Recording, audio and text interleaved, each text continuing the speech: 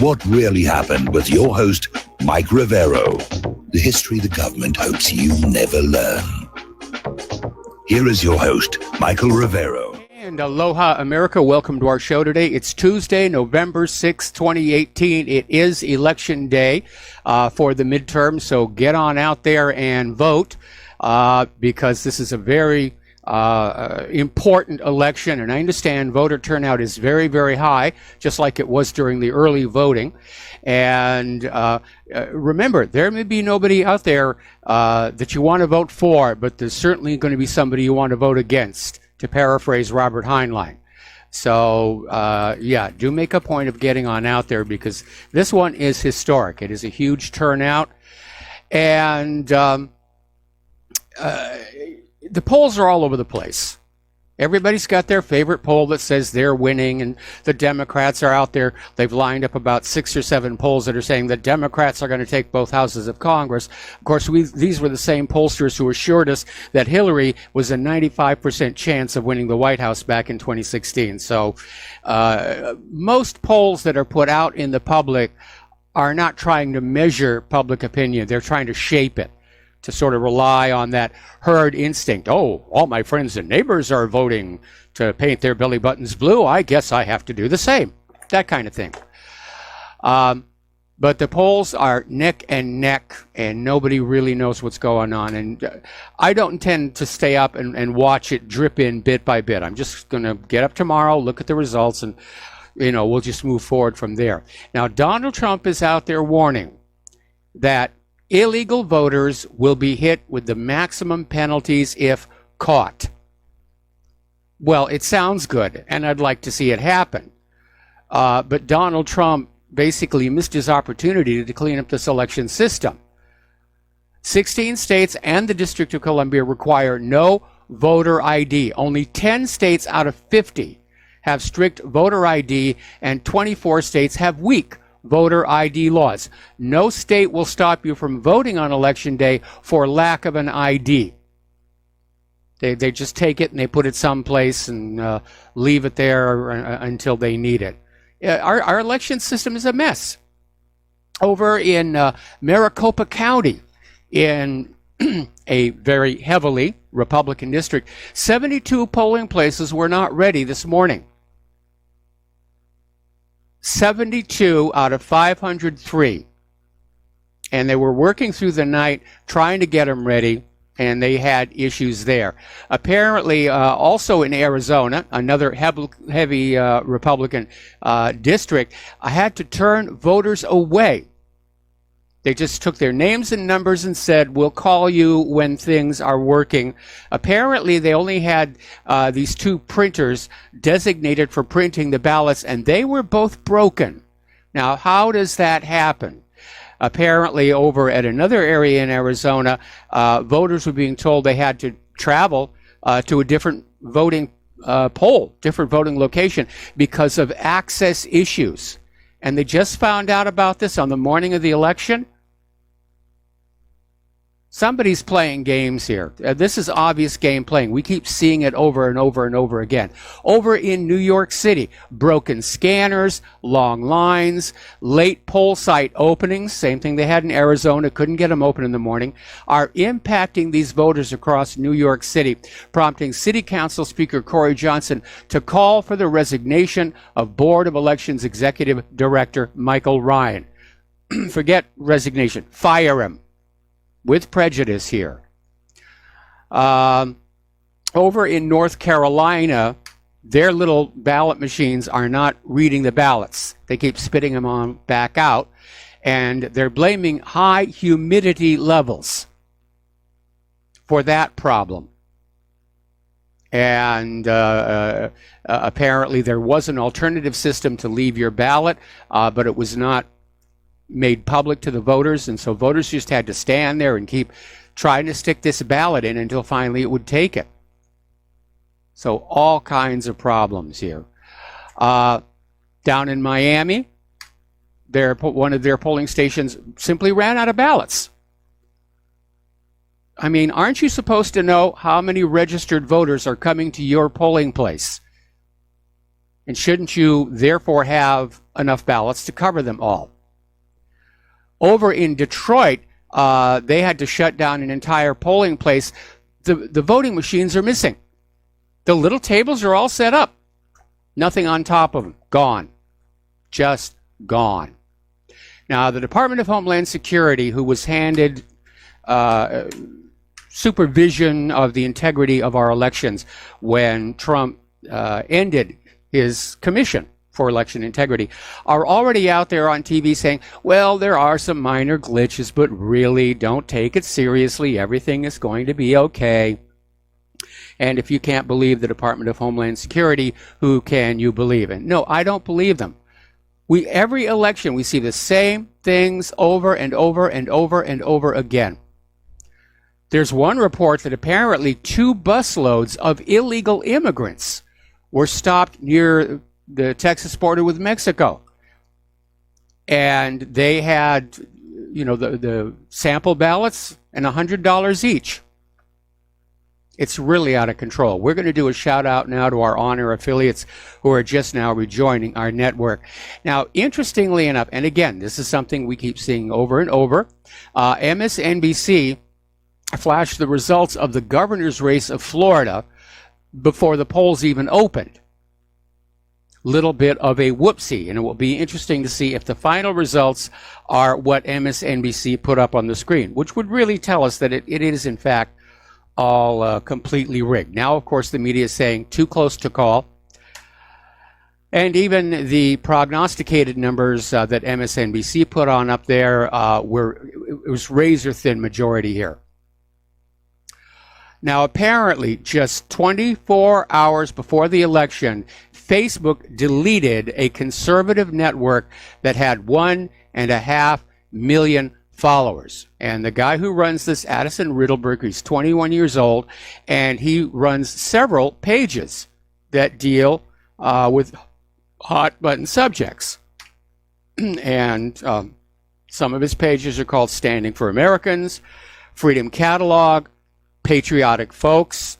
Sounds good to me, but Facebook just took him down. Facebook has, this election cycle, killed 382 pages, the overwhelming majority of which are conservative. Now, Right Side Broadcasting has been live streaming Donald Trump's rallies around the country. YouTube just blocked them, saying that the live streams of the President of the United States of America are not family friendly. I mean, this is so obvious and heavy-handed.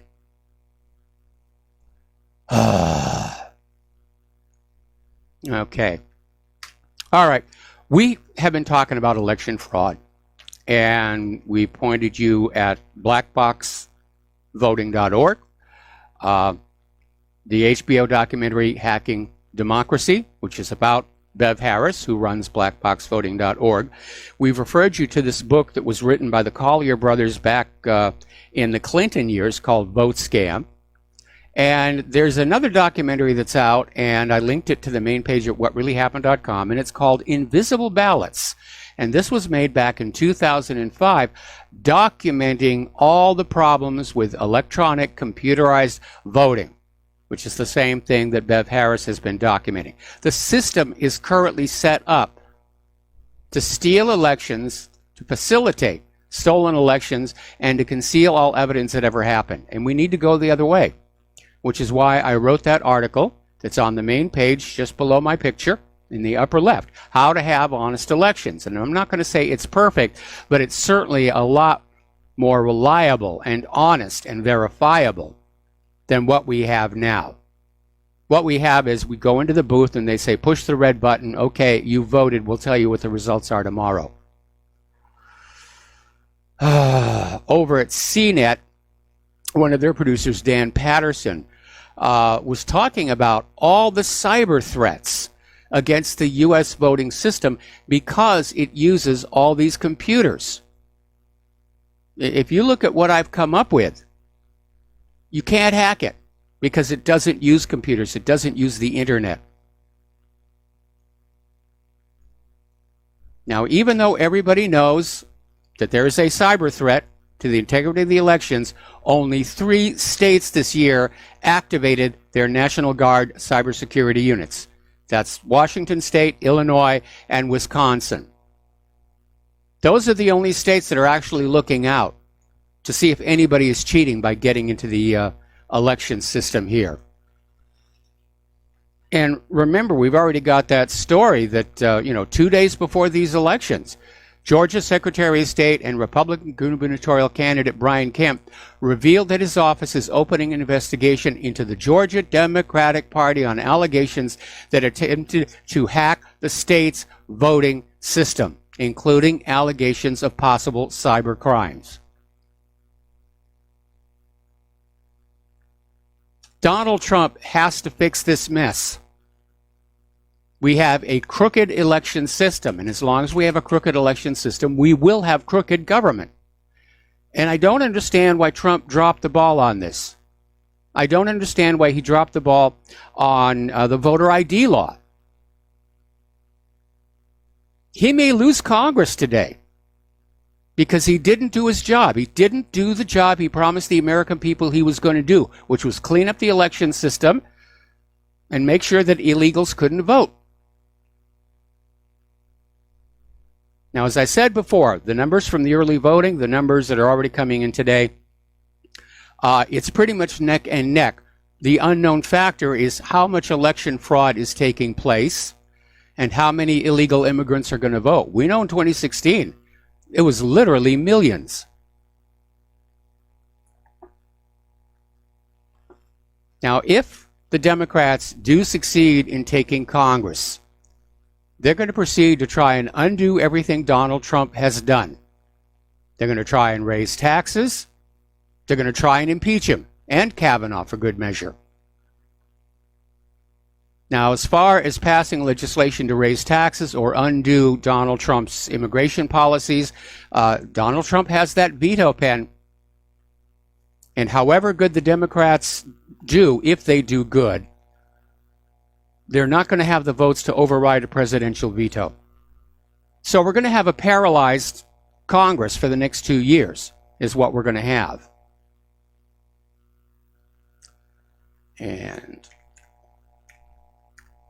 all right, there we are. All righty. And as a reminder of the kind of people that we have in our political community, a former spokesperson for the Arkansas Democratic Party just got arrested for child pornography possession and distribution. Apparently he was arrested earlier this morning. Now, he left the Democratic Party in 2017. But again, there's something about politics that attracts people like this. They're attracted to the power. They're attracted certainly to the opportunity for vast amounts of wealth. So, turning over here to the immigration situation, the Trump administration has now asked the Supreme Court to hear the DACA case ahead of the appeals court. Now, earlier in this year, the DACA case went to the 2nd, 9th, and D.C. Courts of Appeal, and the Supreme Court last February denied the government's request to hear its appeal, saying that they presumed the appeals court would act expeditiously. Well, that hasn't happened. The Court of Appeals heard the arguments back on May 15th and still has not issued its decision. So we may actually get the Supreme Court stepping on in and trying to sort out this mess. Meanwhile, Judicial Watch has sent a camera crew and some reporters down to this migrant horde that is marching toward the U.S. And what they're finding is these people they're not afraid of their home countries. They're openly admitting, their life there was okay. It's just they want better jobs. They want more money. They obviously have not been paying attention to the debate over the minimum wage here. So apparently Judicial Watch encountered a group of about 600 men marching on a 2-lane highway.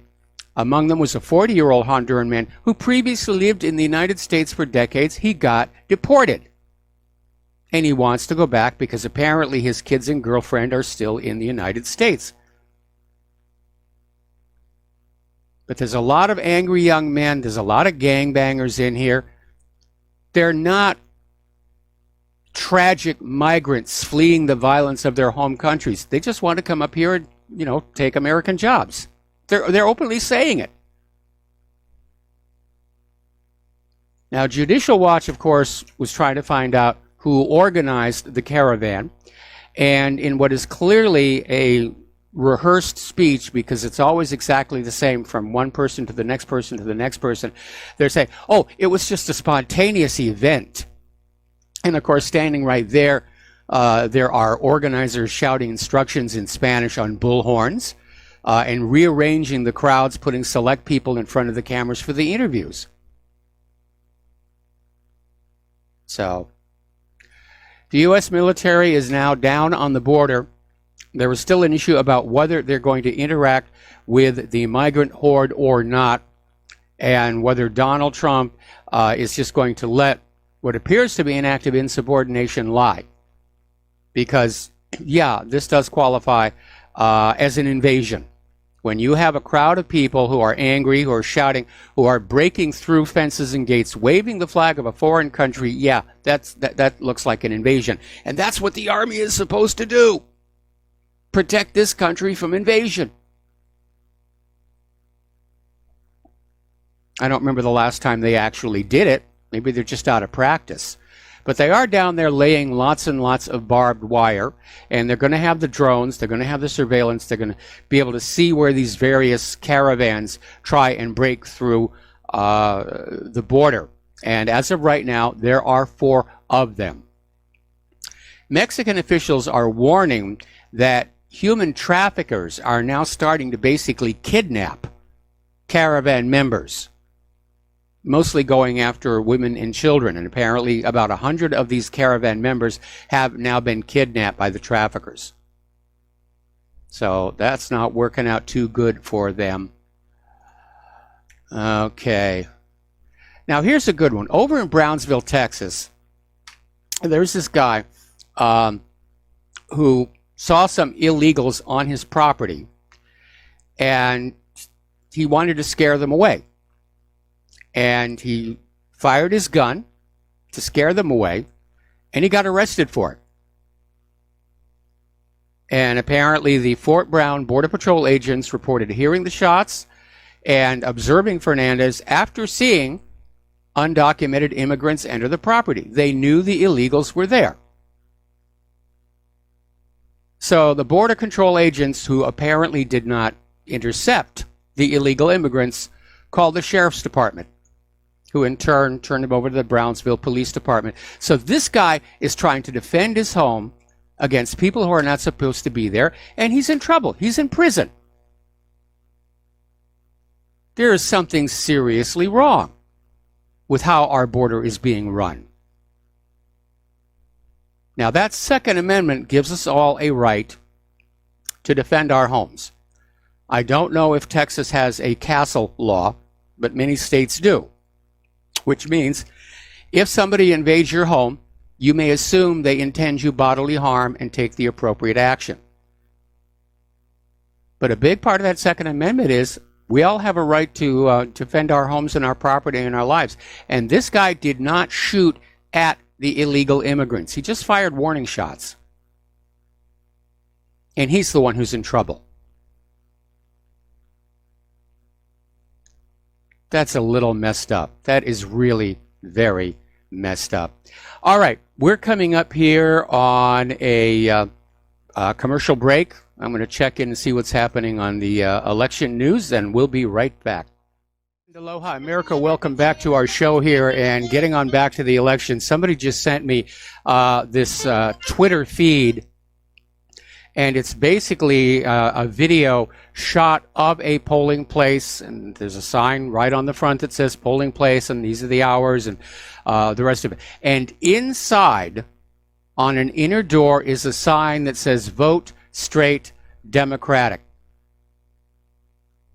Now, the laws vary slightly from state to state, but as a general rule of thumb, there is no electioneering allowed in the polling place. In fact, most states require candidates and campaign signs to be a minimum of 100 feet away from the polling place. And the Democrats, they just got it right inside. So I just put that up at whatreallyhappened.com. They're not even trying to hide what they're doing. They really are not. All right, let's take a phone call from Glenn in Philadelphia. Aloha, Glenn. Welcome to the show. What's on your mind? Hi, Mike. About the story you just told about the fellow who fired the warning shots when the illegals were on his property.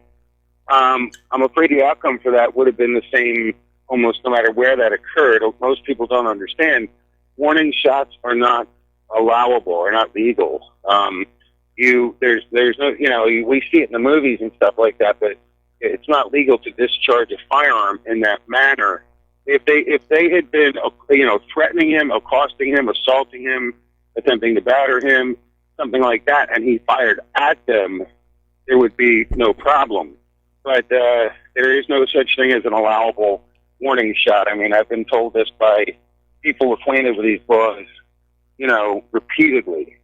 And you see it in the movies and stuff, but in reality, it's just not something you can do.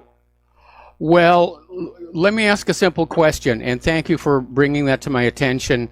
I was unaware that that was the situation because I'm not in the habit of pulling the trigger.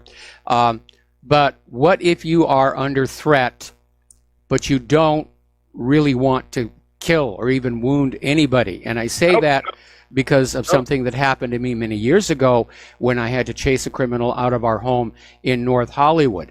And I am very, very grateful I did not have to pull the trigger. Of course, I had the advantage of a laser sight, and that dot on his forehead convinced him that I was thinking seriously about him, and he skedaddled. But I mean, it almost seems this law is kind of counterproductive because it's putting you in the choice of allowing yourself to be attacked or having to kill somebody. And I can't imagine, a lot of people might not want that choice. They might want to go the rock salt way. Well, actually, in your home, it might be slightly different. You could fire a warning shot near the person or something and allege that you were attempting to shoot him. But if you pull the trigger on your firearm, you're supposed to be shooting someone. Okay? And especially not outside. Especially outside. You simply cannot discharge a firearm in that manner outside.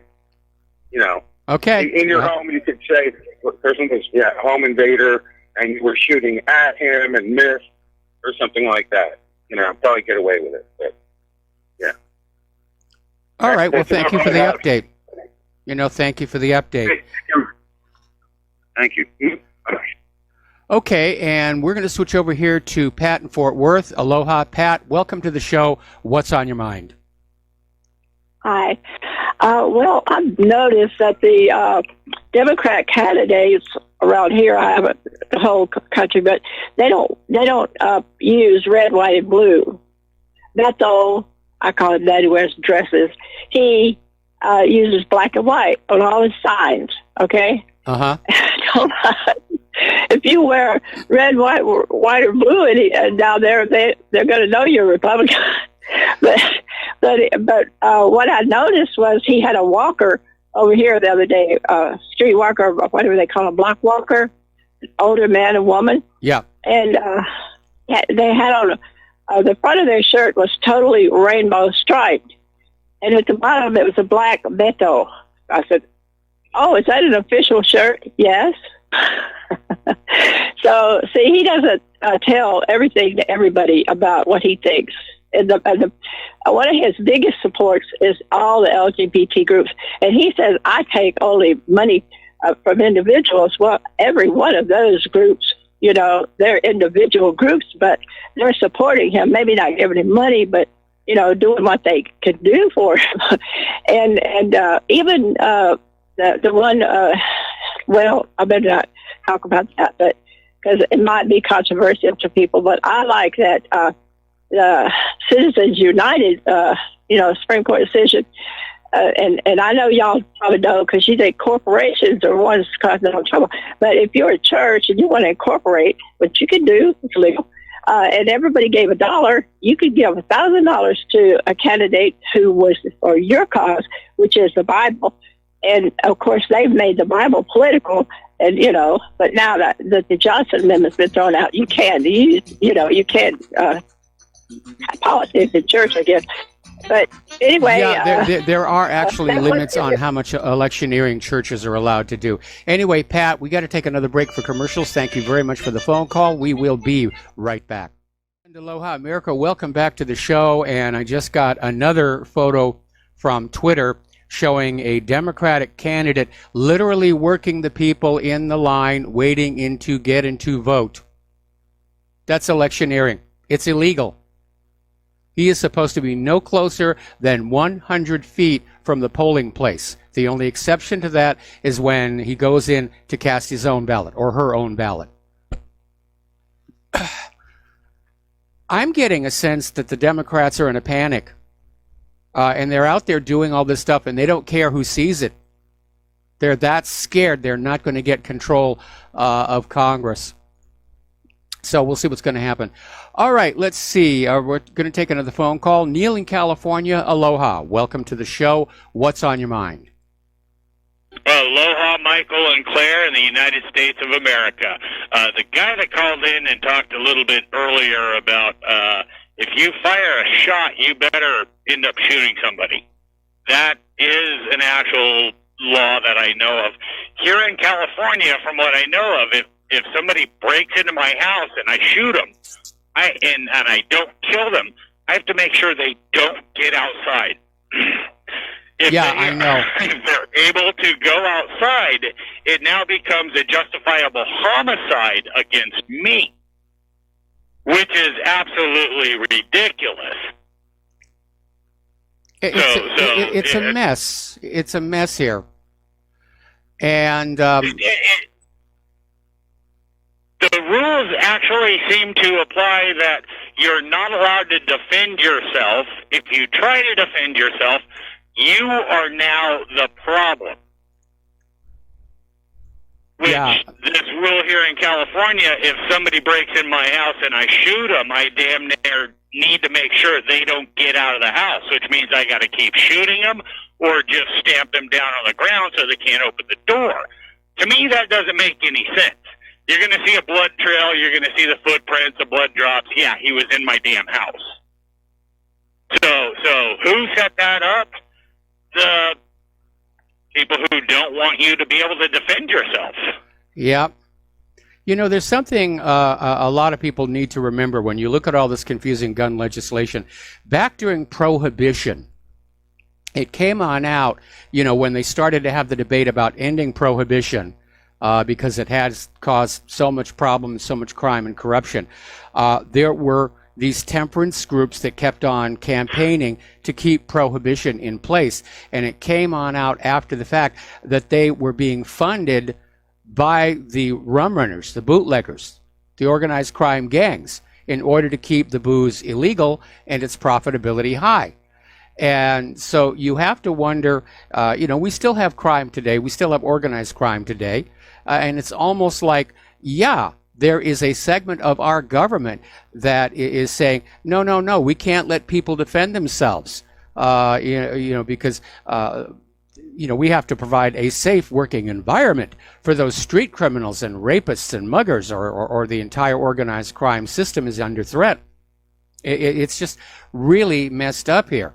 But again, maybe a taser is the way to go, or pepper spray, which is my favorite right now, because, as I said earlier, I have no desire to pull the trigger on a living person.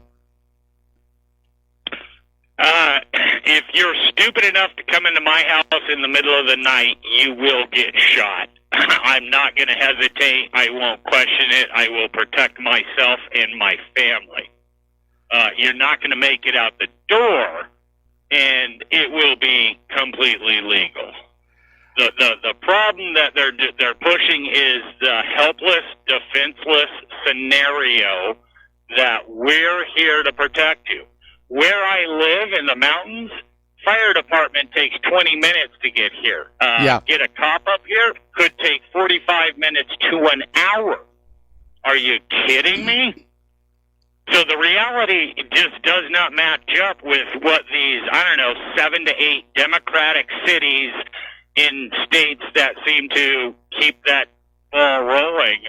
I'm a constitutionalist. I wouldn't consider myself a Republican. I'd consider myself an independent, free-minded, thinking person who does not agree with this political, liberal, progressive agenda. And that is what it seems to be. Yeah. And as far as that goes, you've got all of TV, all of radio. Every time I turn on my little radio, I get ABC News or CBS News. They're saying, oh, Democrats are in the front running. They're in the lead, like what you were saying earlier.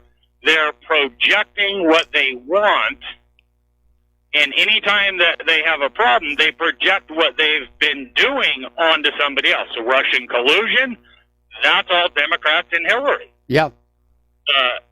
Rigging of the election, that was all Democrats and Hillary proven to rig against Bernie Sanders. So all the evidence and everything is out there. I'm literally waiting for, after the election, for possibly declassification of the FISA warrants and possibly the unsealing of the untold thousands of sealed indictments right now, which has broken all of United States history for any year, any time for sealed indictments. Okay, well, I'm not sure that those sealed indictments are there, but definitely there's a lot of documents that should be made public, like the FISA warrants. For some reason, the New York Times has changed its editorial position, and now they want the FISA warrants kept under wrap. I understand former FBI Director James Comey is actually stumping around trying to support a Democratic candidate. He must really be scared of a GOP Congress after this election, where the investigations are going to continue. Anyway, Neil, I'm going to let you go here and Thank you, and aloha, Michael. All right, aloha. Take care of yourself. Take care of your family here. I hope you never actually have to pull the trigger on somebody. Okay. No, and it will be Salt Rock first, I'll tell you that. And if that don't stop anything, it's going to be the end. So, all right, well, good luck. Good luck. Thank you for the phone call. We're going to let you go. And getting on back here, and there's going to be nothing on the corporate news except the election stuff. And, of course, everybody's waiting for the results to come in, which won't be for some hours yet. Now, somebody sent me an email basically talking about the Stand Your Ground law, which they have in South Carolina, that if somebody is approaching you, if you are threatened or in fear of your life or bodily harm, you can shoot to kill on the spot. And this person says they know for a fact their wife's cousin was shot dead a little over a year ago in a gas station parking lot as he walked up on a guy who felt he might get hurt. The guy was not charged and is walking free today. Well, that sounds like rather an unfortunate situation. You know what we're missing here? We're missing what I had when I was a kid. Gun safety was taught in the school. And when I was growing up in that little farming town in New Hampshire, we didn't have shootings. You know, we had a lot of hunting, we had target shooting, we had varminting the garden. In all the years that I lived there, there was only ever one unfortunate incident with a firearm, and that was an attempted suicide. All right, so let's go back to the phones here. Frank in North Carolina, aloha. Welcome to the show. What's on your mind? Yeah, thanks you for taking my call. I agree with the earlier caller, the first caller, I think, with regards to warning shots. That's long been my what I learned. You basically can't fire warning shots. Unfortunately, it's not like in the movies, and it's just like, in police training, they don't teach you to wing to wound. Like, well, why didn't you just shoot him in the leg? Why'd you have to kill him? No, they teach center mass. Yeah, that's just the way it is. Unfortunately, I think a lot of it has to do with the litigious nature of our society. Unfortunately, you can't use common sense. They don't want you to use common sense. It's one size fits all these arbitrary rules. But if you will, just imagine this alleged shooter. I forget his first name, Bowers, right? Imagine him. He's got some type of rifle, and he's hightailing it up the walkway towards an entrance to a synagogue. And say they've hired some security guy in there, and say he's got a shotgun with double-up buck, and he sees Bowers. He's running up towards entrance with a crazed look in his eyes, and he's like, "Oh my God, this guy's going to come in here and shoot people." And he opens the door and blasts a double-up buck up in the air. And Bowers sees this, he hears it, and he turns around and he hightails it out of there because he's thinking, "Man, this guy's going to shoot me." And he cancels his plans, right? Yes. I mean, can we really see the shooter protecting the people in the synagogue? Can we really see him going and going to prison, and he's in his little suit in prison and living in his little cell and going out for a little walk once a day? I mean, would that be right? I mean, I can't really see that happening. It's all arbitrary. Yeah, it really is. And by the way, don't fire warning shots up in the air. Fire them into the ground. That way you know where they went. Yeah, I agree. Yeah, especially when you're talking double-aught magnum buckshot. That stuff can fly a long way. All right. Okay? Thanks. Okay, thanks for the phone call. We're going to let you go. And so let's get into the conflict zones, because there is a lot going on here. Apparently, the United States has used banned white phosphorus bombs in the Syrian city of Deir ez-Zor for the fourth time in 2 months. And as a reminder, white phosphorus is illegal to use other than as a smokescreen. You're not supposed to drop it on civilians who can be horribly burned and disfigured. You're not supposed to drop it on residential areas because it is an incendiary and it will burn all those civilians' homes to the ground. But the U.S. is continuing to use it.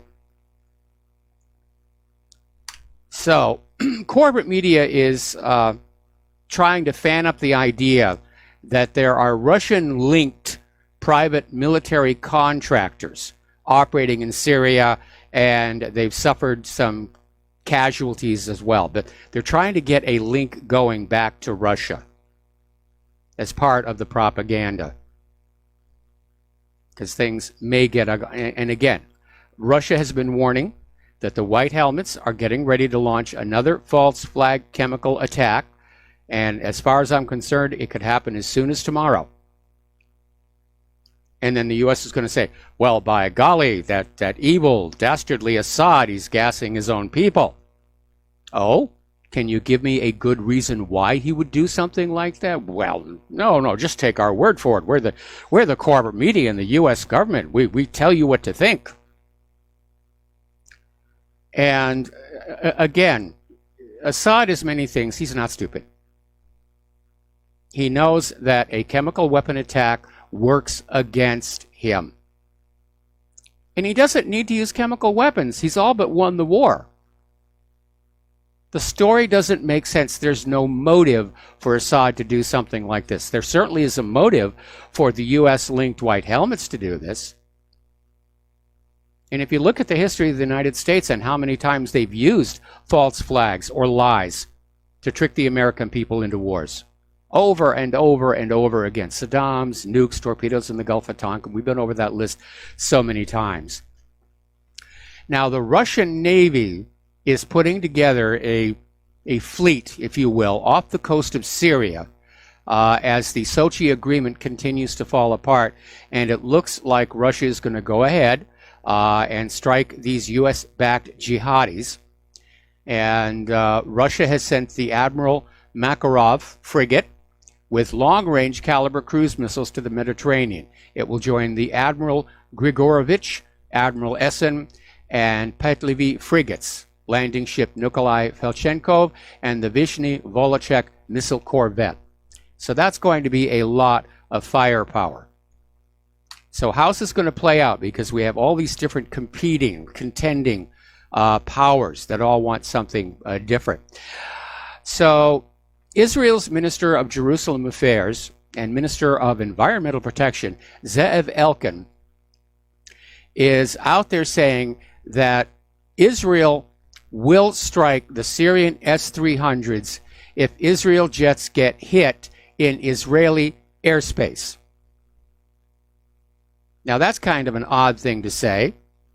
Syria doesn't have a reason to hit Israeli jets in Israeli airspace unless, of course, the Israeli jets are flying over Israeli territory and flinging missiles across the border, which they have a habit of doing, mostly from Lebanon. At which point, even if you are over Israel and you're shooting missiles into Syria, you become a legitimate target.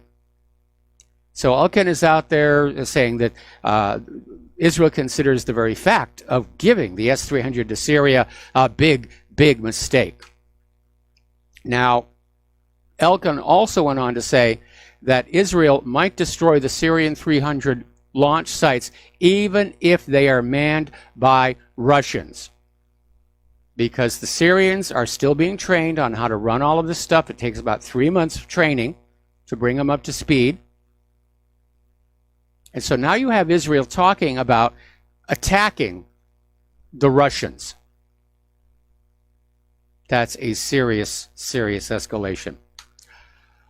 All right, let's talk about Mohammed bin Salman. As we mentioned only just yesterday, a lot of people were thinking Mohammed bin Salman might be on his way out, and then Benjamin Netanyahu stood up and said, no, he's going to stay. And apparently intervened with multiple governments around the world, including the United States, to say, no, absolutely, absolutely. Mohammed bin Salman is going to stay. Now, he's not doing this because he likes bin Salman. Netanyahu wants to use Mohammed bin Salman to promote Israel's objectives in the region, to control Iran, to force the deal of the century under the Palestinians, and the elimination of political Islam. So Netanyahu is using bin Salman, and apparently bin Salman is perfectly okay with this deal as long as he gets to sit in that center seat. All right, we're going to take another break for commercials, and we will be right back. And aloha, America. Welcome back to our show. Now, out in California, Antonio Sabato Jr., who's the Republican congressional candidate for District 26 in California, has basically gone public saying that Republican votes are being rejected at the polling places, claiming the signatures don't match the voter rolls. And of course, it's not like these are handwriting experts. It's just arbitrary. Oh, doesn't match, doesn't match, doesn't match, doesn't match, doesn't match. And so he's trying to get the word out on Twitter. He's trying to get people whose votes are being rejected to get back in touch with him to basically mount a challenge to this. And yeah, the Democrats aren't even trying to hide what they're doing.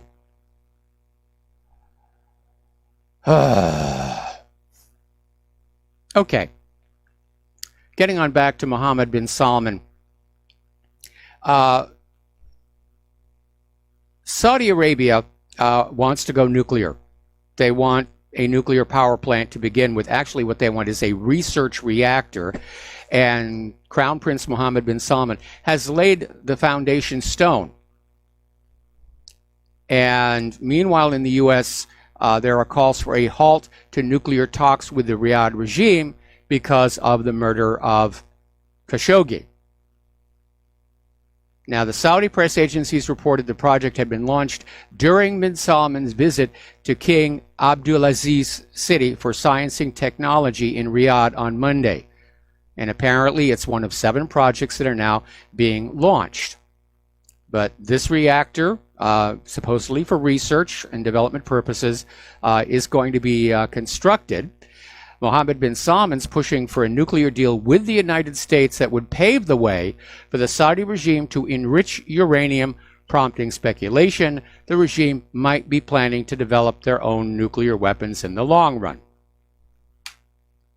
Now, here's where the United States might want to pull back on it, because back when Iran was under the Shah of Iran, and they were starting to build their nuclear power plant, that was a good thing.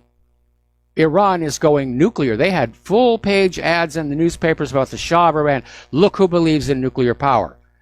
Because there was a lot of resistance to nuclear power in the United States, mostly related to disposing of the radioactive waste and memories of what had happened at Hiroshima and Nagasaki. So it looks like we could make the same mistake again. We're going to help Saudi Arabia become a nuclear power, and then what happens if we stop being friends down the road? Or does our government not really think that far ahead? Over in France, Emmanuel Macron is calling for the creation of a true European army to defend against Russia and the United States. Now that's rather something interesting for Macron to say. We'll be right back after station identification. And aloha, America. Welcome back to our show here, hour number 2. The phone lines are open, 800-313-9443. We're talking about events in France, and as you know, we're coming up on European Parliament elections. And apparently Macron is in a little bit of trouble because the far-right Rassemblement National Party, led by Marine Le Pen, is now ahead of Macron's La République En Marche. So Marine Le Pen may be back. And of course, George Soros is not going to like that one bit, because Marine Le Pen is definitely one of the rising leaders in Europe who think globalism is not all it's cracked up to be. Okay, over in Gaza, they've had another one of the protests by the ocean, protesting Israel's continued restriction on fishing waters, and Israeli forces opened fire on them with live ammunition. It's just a continued campaign of, let's see, we just had a glitch. There we are, we're back. Over in Great Britain, Leeds has become the first British university to divest from firms involved in the Israeli arms trade after a boycott, divestment, and sanctions campaign by Palestine Solidarity activists. And a spokesperson revealed to the Leeds student newspaper, The Griffin, last Friday, the university has divested of our holdings in Airbus, United Technologies, and Keyence Corporation. The holdings were worth more than $1.2 million, and all three of those corporations trade military equipment with Israel. So BDS it's working, and that's why Israel is just trying to find some way to shut it down. I mean, if you look at the absurdity of it, we're talking about a government that is so hated around the world that they're lobbying other governments to make it illegal to hate them. That's desperation on the cusp of madness here. Story coming out of Aleppo News. Apparently, this issue of Israeli troops training U.S. police is about to get a lot more intense. They want to make America as secure as Israel is. In other words, the U.S. police are going to be taught to treat you, the American people, the way the IDF treats the Palestinians. That's what's coming on down the path here. And apparently a lot of American police are getting trips to Israel for training and indoctrination. Okay, let's take another phone call here. Rick in Arizona, aloha. Welcome to the show. What's on your mind? Yeah, I was listening to a couple of callers back talking about firing warning shots. Yeah. You know, what did Tuco say in the movie The Good, Bad, and the Ugly, Mike? Said a lot of things. Okay. All right. He said, don't talk, shoot.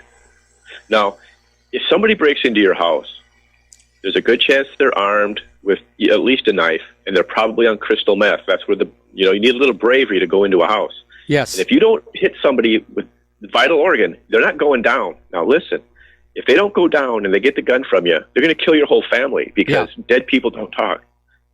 You take your heat with the California court system. Somebody comes in your house, people, you shoot to kill them because they're going to kill you if they get the gun out of your hand. That's foolish.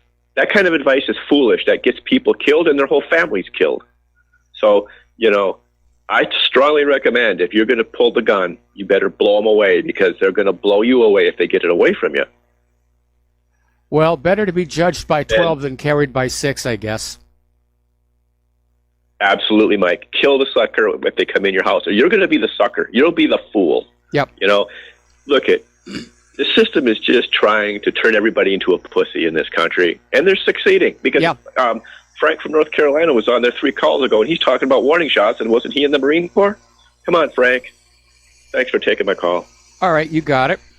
Thanks a lot. We're going to let you go. The phone lines are open.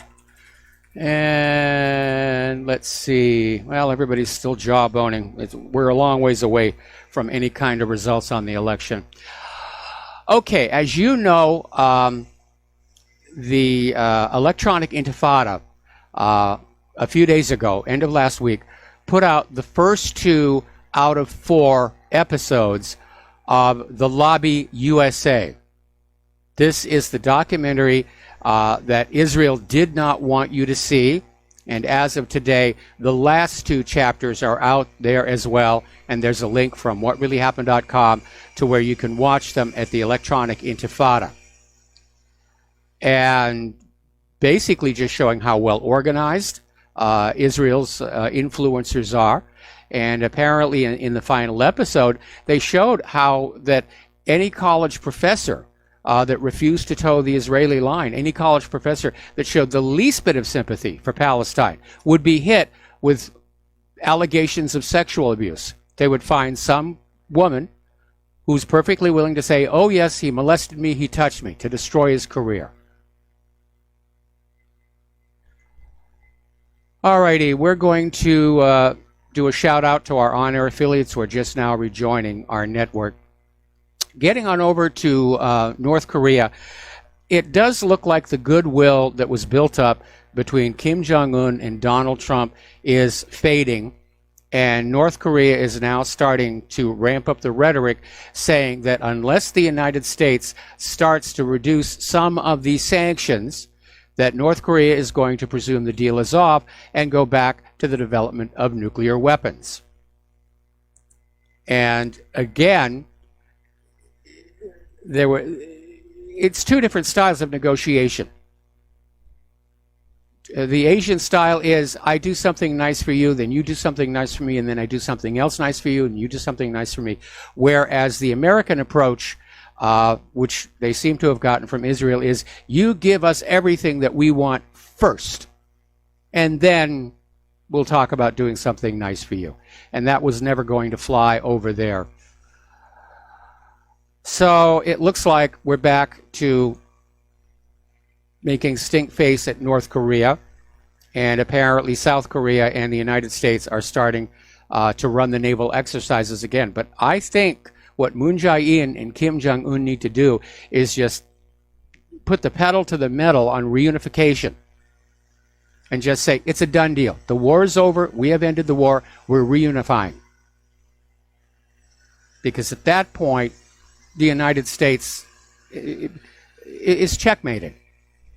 There's no more hostility there. Meanwhile, U.S. Joint Chiefs of Staff Chairman Joseph Dunford, in remarks made at Duke University, is saying that the U.S. must alter its military posture if North Korea talks succeed. And he's out there saying the more successful we are in the diplomatic track, the more uncomfortable we will be in the military space. And over time, this negotiation will take off a form where we're going to have to start making some changes in the military posture on the peninsula. Now, I'm trying to read between the line whether he's saying that basically it is time to start pulling back, or he wants to escalate the situation in South Korea. And the South Koreans don't want us there. They absolutely do not.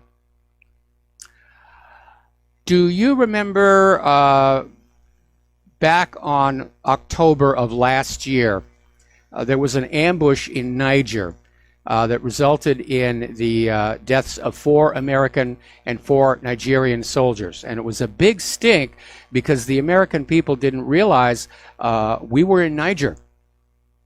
Big surprise. You know, how many countries have we invaded? According to Bernie Sanders, over 70 here.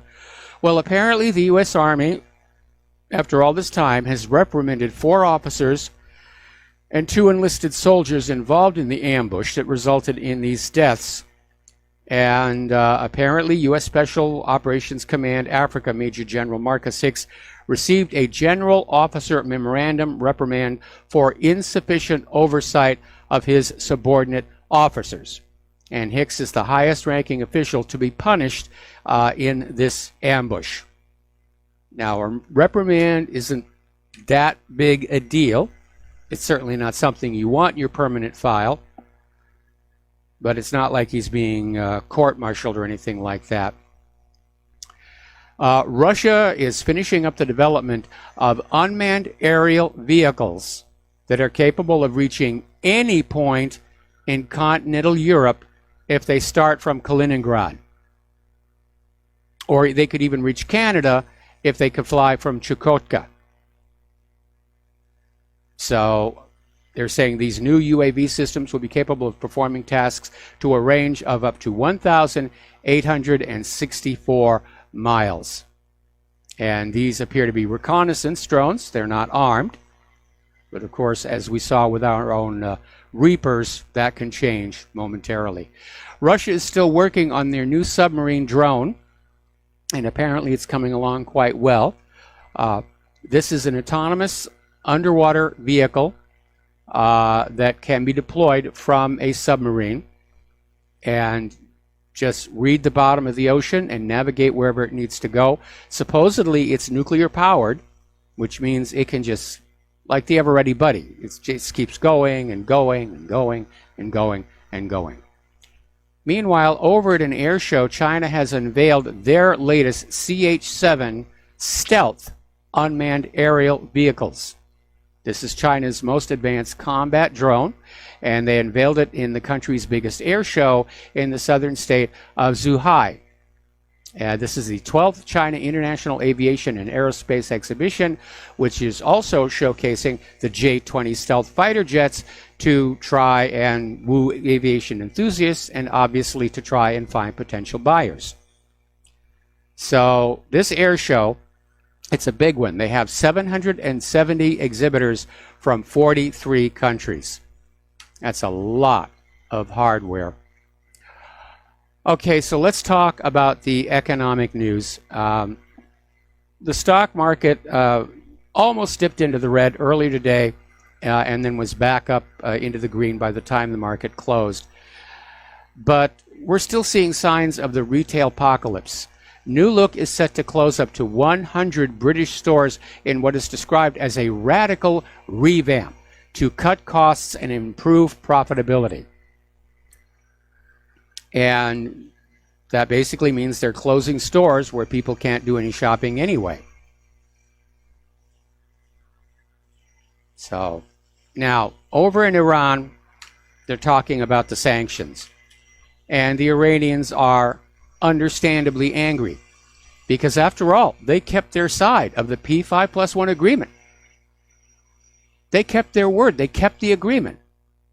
And Donald Trump just tears it on up and says, well, we're going to sanction you again.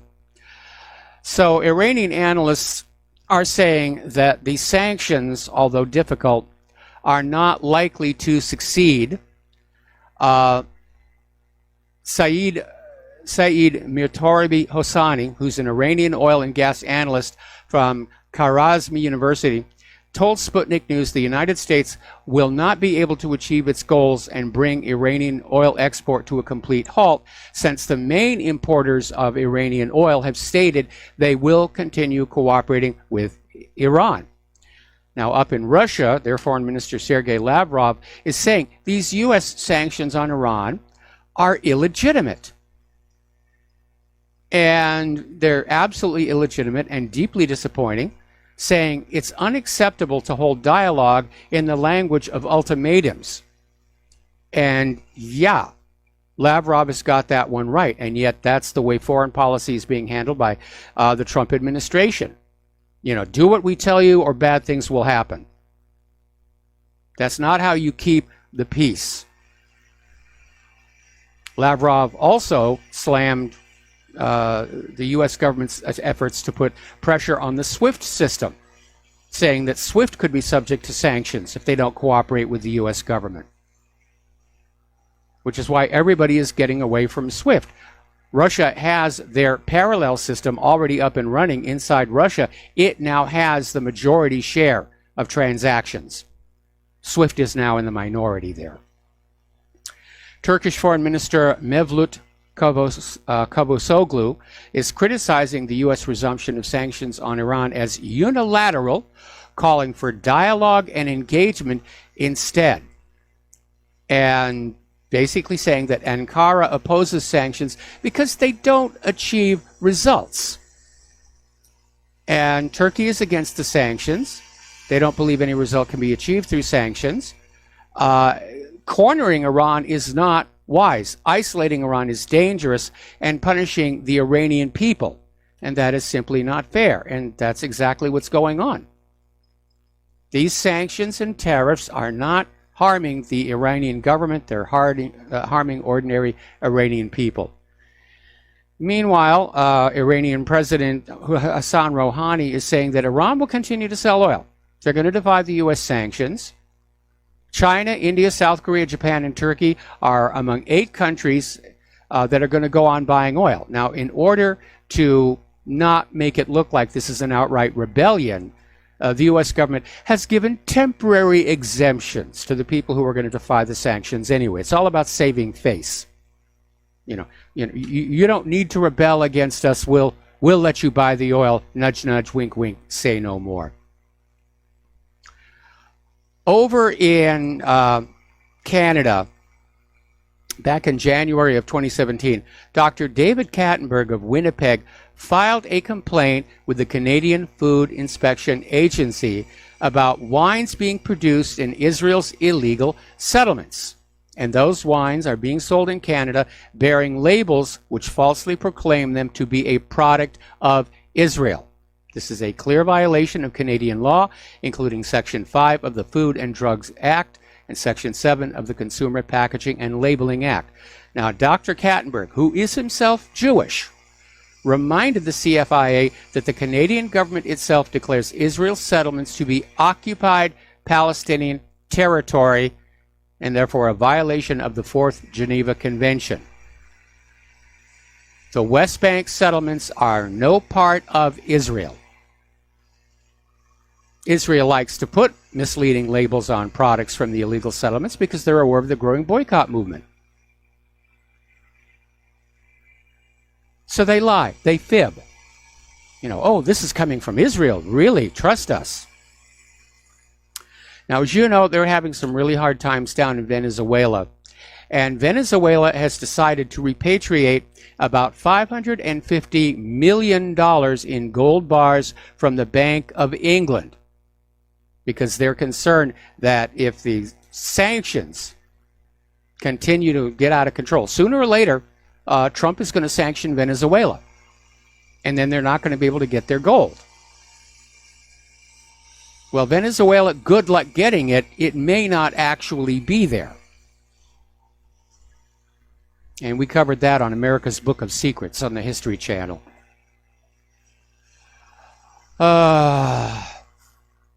America's middle class is vanishing, definitely vanishing. Nearly half of American workers right now are earning less than $30,000. And retirees are having to go back to work.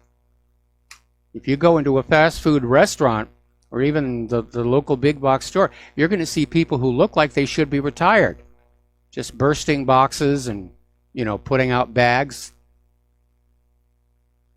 This is not a good economy. I think society has to be judged on how well they treat their most disadvantaged and delicate population. These retirees should be retired, and they can't. Now, up in Seattle, they have a problem. Business owners are seeing their businesses harmed because of homeless people who are living in recreational vehicles that they park in front of these stores. And so the Seattle business owners put up signs saying, no parking here, at which point the city government came on down and said the no parking signs are a public nuisance. You will take them down. There's good thinking by city government. We'll be right back after these few words. Aloha, America. Welcome back to our show here. And apparently over in Georgia, there are 79,784 requested mail-in ballots that have not been counted. And according to this report here, they're trying to basically get to those voters and get them in so that they can, vote today. But there's so much skullduggery that is going on right now. And the gist of the article is that mail-in ballots are being rejected for trivial technical reasons. It's like that other story we had about, the signatures don't look like they match. It's just blatant voter suppression. And I got to tell you, I am very disappointed that Trump dropped the ball on this. And I want Congress to stay under the control of the GOP. But if Trump loses Congress to the Democrats, it's his fault. He should have been a lot more proactive about that. Alrighty. Getting on back to more issues about immigration. It is now expected that more than 100,000 people arrived in Europe by crossing the Mediterranean Sea since the beginning of 2018. 100,000. And Spain received 49,000 migrants and refugees. It's followed by Greece with 27,000 arrivals, Italy 22,000, Malta 989, and Cyprus 746. So Soros is still out there pushing this whole border situation. Up in Great Britain, Boris Johnson is starting to push back against this pending Brexit divorce bill, saying that 40 billion pounds paid to Brussels by Great Britain will effectively turn Great Britain into a non-voting EU colony. And he says the British government, Theresa May, is preparing to hand over a huge amount of money for absolutely nothing in return. And he's not happy about that at all. Meanwhile, Jewish groups are calling on UKIP to break up with Alex Jones' InfoWars, screaming that he's an anti-Semite, blah, blah, blah, blah, blah, blah. And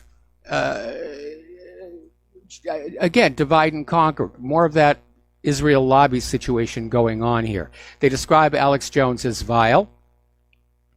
And Alex and I don't talk anymore, but I wouldn't personalize it that way. So they're screaming that InfoWars is accused of propagating conspiracy theories and something that they call dog whistle anti-Semitism. So, anyway. Now, from the area of political correctness, over at the National Trust, they wanted to have a celebration of 100 years since women got the vote. And they wanted to promote women. And how they did that was they went around to every single bust or statue of a man and covered them up. See, we're promoting women. We're just going to push the men off to the corner there. That's how you promote women. And a lot of people were very angry about this because you do have to pay to get in there. And they wanted to see the entire collection. And they call this whole thing ridiculous. And I think political correctness and liberalism, they've hit the far end of the pendulum swing. And I think it's going to start coming on back. Anyway, so, all right, let's talk about some science stuff here. NASA's Parker Solar Probe has just started its first skim past the sun. Now, one of NASA's missions going all the way back to the early days was to try and learn more about our sun and how it interacts with Earth to produce weather and climate. And they had, I remember, OSO, the Orbiting Solar Observatory, and of course part of the situation is you can't get that close. Well, this Parker Solar Probe is designed to get a lot closer than any previous probe, and it broke 2 world records in terms of getting really down. Ultimately, they want to get down to the corona and try and sample things. So that will be interesting to take a look at there. All right, we're coming up here on another commercial break, and we'll be back with more election news, more news after these few words. And aloha, America. Welcome back to our show. And getting on back to the election, we're seeing all these reports coming on in about purged voters, provisional ballots. Apparently, they're saying that the Georgia governor's race is so close, they're going to have to go into the provisional ballots. The Department of Justice is sending poll monitors to intimidate voters, experts warn. This is coming out of Truth Out. And apparently this is putting spin on the story that Trump is trying to send Department of Homeland Security and the Department of Justice out there to saying that any illegal voting will be punished with maximum criminal penalties. And so they're out there screaming, oh, it's racist, it's voter suppression. Well, these voters, if they're legal citizens, they've got nothing to be afraid of. It's just more of this nonsense about trying to get the illegal immigrants out there to vote for the Democrats here. Apparently over in Oregon, their polling station was telling voters to drop off their ballots in the book drop at the library. And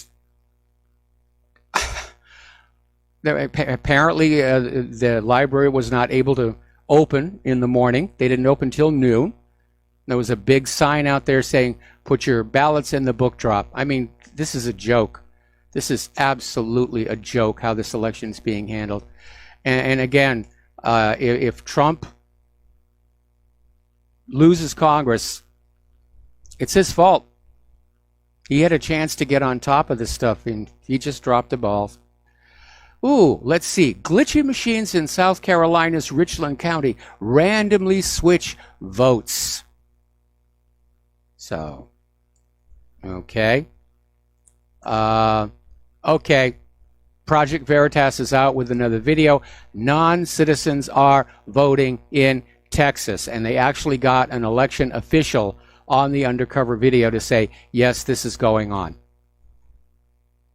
course, you understand that regardless of who wins and who loses, the losing side is going to scream election fraud, the Russians did it, the Russians interfered with our elections again. All we need are clowns and jugglers to make the circus complete here. All right, so we're talking about NASA, we're talking about the various spacecraft. They've decided they're going to go on trying to listen for opportunity a little bit longer. Originally, they were going to shut down this week, but apparently there are now some high winds in the area where the lander is, and they're kind of hoping it might blow the dust off, so they're going to listen for a little while longer. Meanwhile, the asteroid studying probe Dawn has been shut off.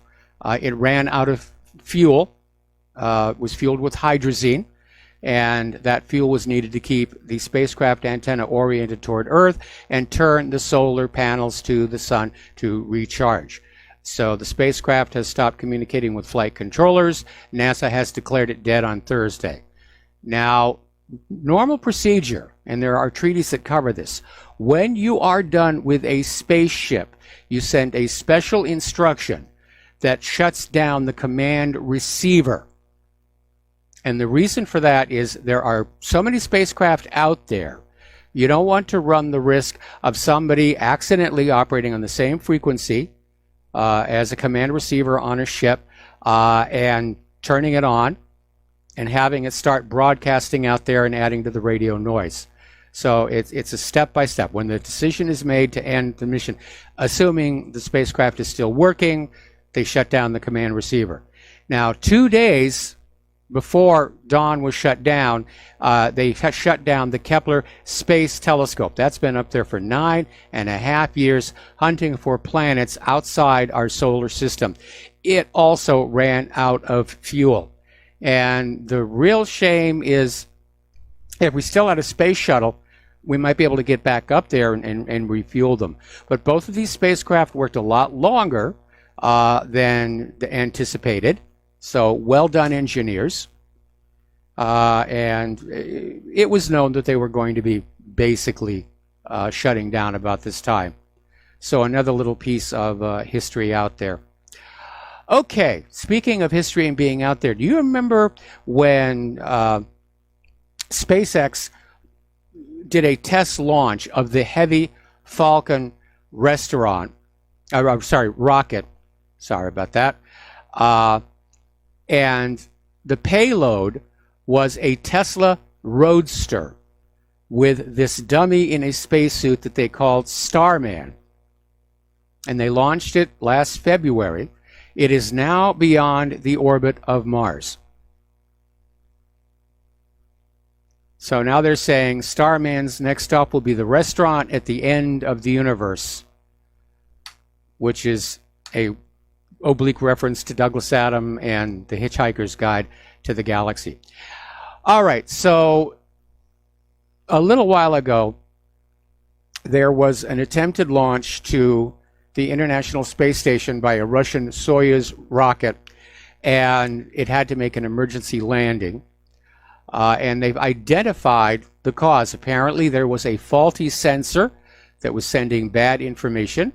The Russian officials believe the component was damaged during assembly. They're now looking at 2 other Soyuz rockets that are undergoing assembly right now, and they're going to kind of check out, make sure that they're okay. Assembling these ships takes a lot of focus, a lot of concentration. That's what happened to Apollo 13. Somebody was testing the heaters in those cryogenic tanks, and he tested them with the wrong voltage and burned out the insulation. Okay, we have a caller on the line. Layla in Ontario. Aloha. Welcome to the show. What's on your mind? Hi, Mike. I have a lot on my mind, but most prominent is the question, if you know your government in the U.S. is corrupt, how can you possibly expect a legitimate election? You know it's going to be rigged. It's going to be geared towards those who have illegally seized power. My question is, what has taken the American people so long to recognize the corruption internally and to do something about it? Well, they recognize it. It's the idea, if you try and do something about it, that does carry a certain element of risk. You can have your career destroyed. You could have some totally strange woman come up and scream that you're a rapist. All kinds of bad things can happen. Most people, unfortunately, don't have the courage to deal with that. And so they just sort of like try and pretend it's not really an issue. But there's no question. Our government is totally corrupt.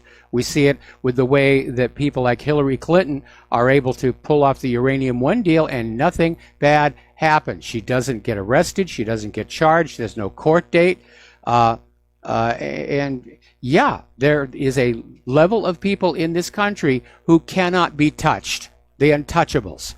And they're tied in with the Central Well, Intelligence Agency. They are only untouchable as long as the people allow them to remain feeling secure. I don't know how many men are left in the U.S. with enough testosterone to take action that in a unified manner. America would never have become a country or declared its independence had it not had men who were sufficiently courageous and who were able to work together towards the same common goal. Yes. The problem is that, you used to have Americans, and quite frankly, I listened to one of Trump's speeches yesterday, and I heard that song, God Bless the USA, and it actually brought tears to my eyes because of the nostalgia. I played that song when I used to be a keynote speaker when I was working in New Orleans. It was something, even though I was not yet an American citizen, I was so proud, and I understood why my husband, after living in Canada for 35 years, never took out Canadian citizenship because he loved his country so much. But the thing is, and I'm glad he's dead and he can't see what has happened, but unless Americans are going to get together and decide that we're going to stop bitching and complaining and we're going to actually do something, I have counseled against the dangers of a civil war because of the chaos that ensues afterwards. Yes. But the problem is that chaos is going to come no matter what. You are all going to be devoured. Now, eventually, whatever happens in the U.S., we used to say when the U.S. gets a cold, in Canada we get pneumonia. That is a fact. When those freaks that are going to be bombarding your U.S., your southern border, get through, they're going to make it here. So our imbecile Prime Minister, Justin Trudeau, who is truly retarded, when he gets here, when they manage to sneak through the U.S. border, they're going to end up here. Now, I'm tired of having worked my entire life, watched my family work our entire lives, and never had any of the welfare benefits that exist now. Having survived and surmounted all the obstacles and the racism, now being smothered and robbed by people who have no work ethic. Those people coming in from Central America are themselves the problem, and so they are bringing the problem with them. They are the ones who created the problem that they were living with. They are obviously lazy and unable to create a country that is able to provide them with a decent living. If they wanted it, it could have happened. So they are basically an infection, a virus that is coming over the border. And the U.S. military refuses to do its duty? That is astounding. Instead of Trump prancing around like a hotshot and giving his big blabbery speeches and people applauding him and playing meaningless songs that are now meaningless, he should be doing, not just simply giving them the pink slip, as you said yesterday. They've got to be punished. These men have to be tried. Those who have refused, they have to be tried for treason. Their duty is to protect the American people and the American border. And without a border, there is no nation. I, as someone who lived in a country that had no national government, there never was a Palestinian national government other than the British Mandatory. The only reason Israel was created was because we had no military. We had no borders.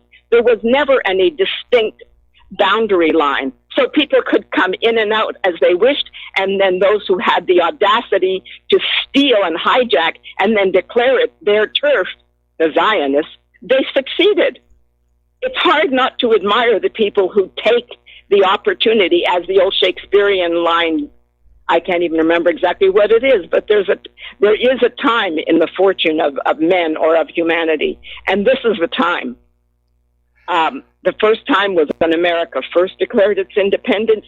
Now the Americans are going to sit back and become prisoners in their own nation, and they will eventually become the slaves of whoever, much like you see the so-called Palestinians, who again, as I say, were never really an ethnicity. So take that for what it's worth. I'm just expressing an opinion. The first thing Trump should have done was immediately fired them and started prosecution against them. And that's where the problem exists. And the truth is that America has been in trouble.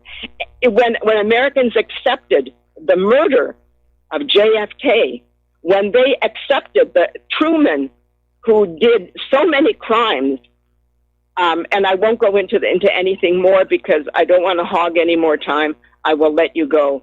But if there is any testosterone left in the men of America, and if the women have any concern for their children and for their own futures, you're going to have to get together and do something.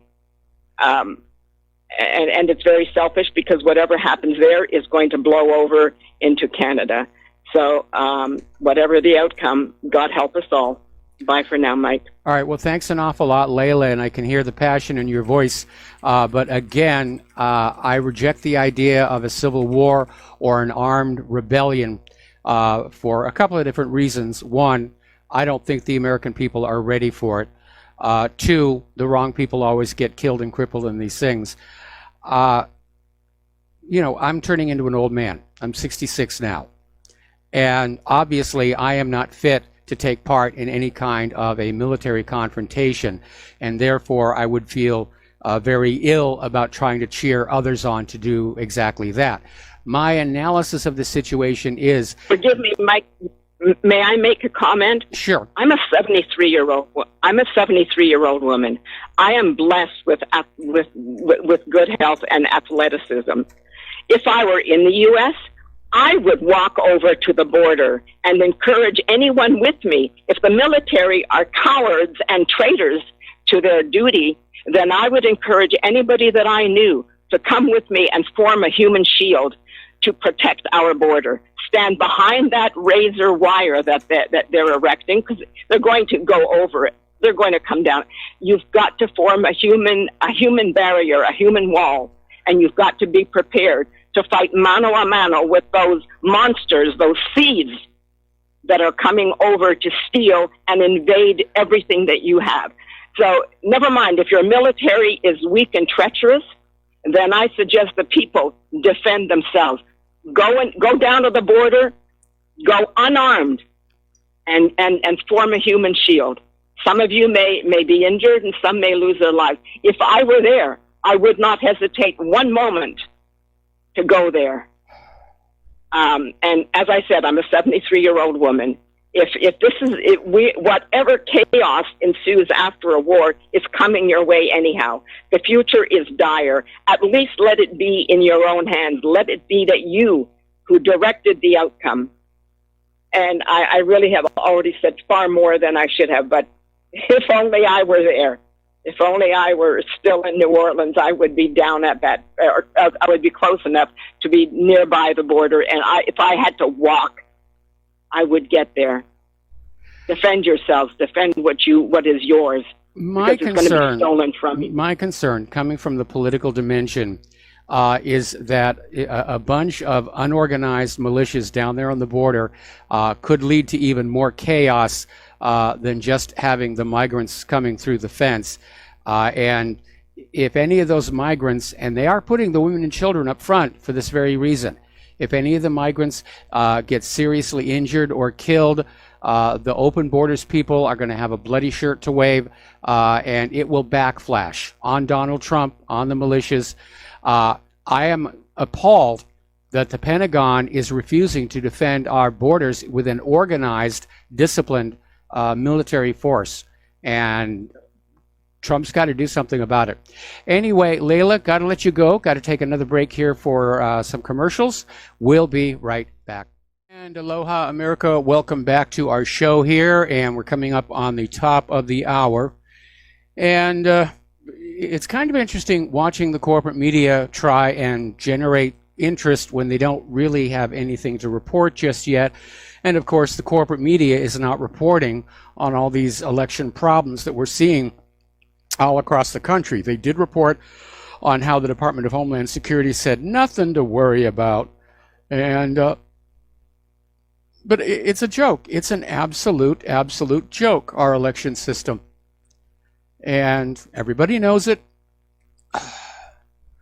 Now, as I was telling Layla, I'm opposed to the idea of a violent revolution or a civil war. I do think that the United States is heading toward a Soviet Union-style collapse. or worse, we will get into a shooting war with Russia and China that we're probably going to lose. So, anyway, getting on back to the science and space news here. Russia is planning to carry out 17 space launches this year and over 35 space launches next year.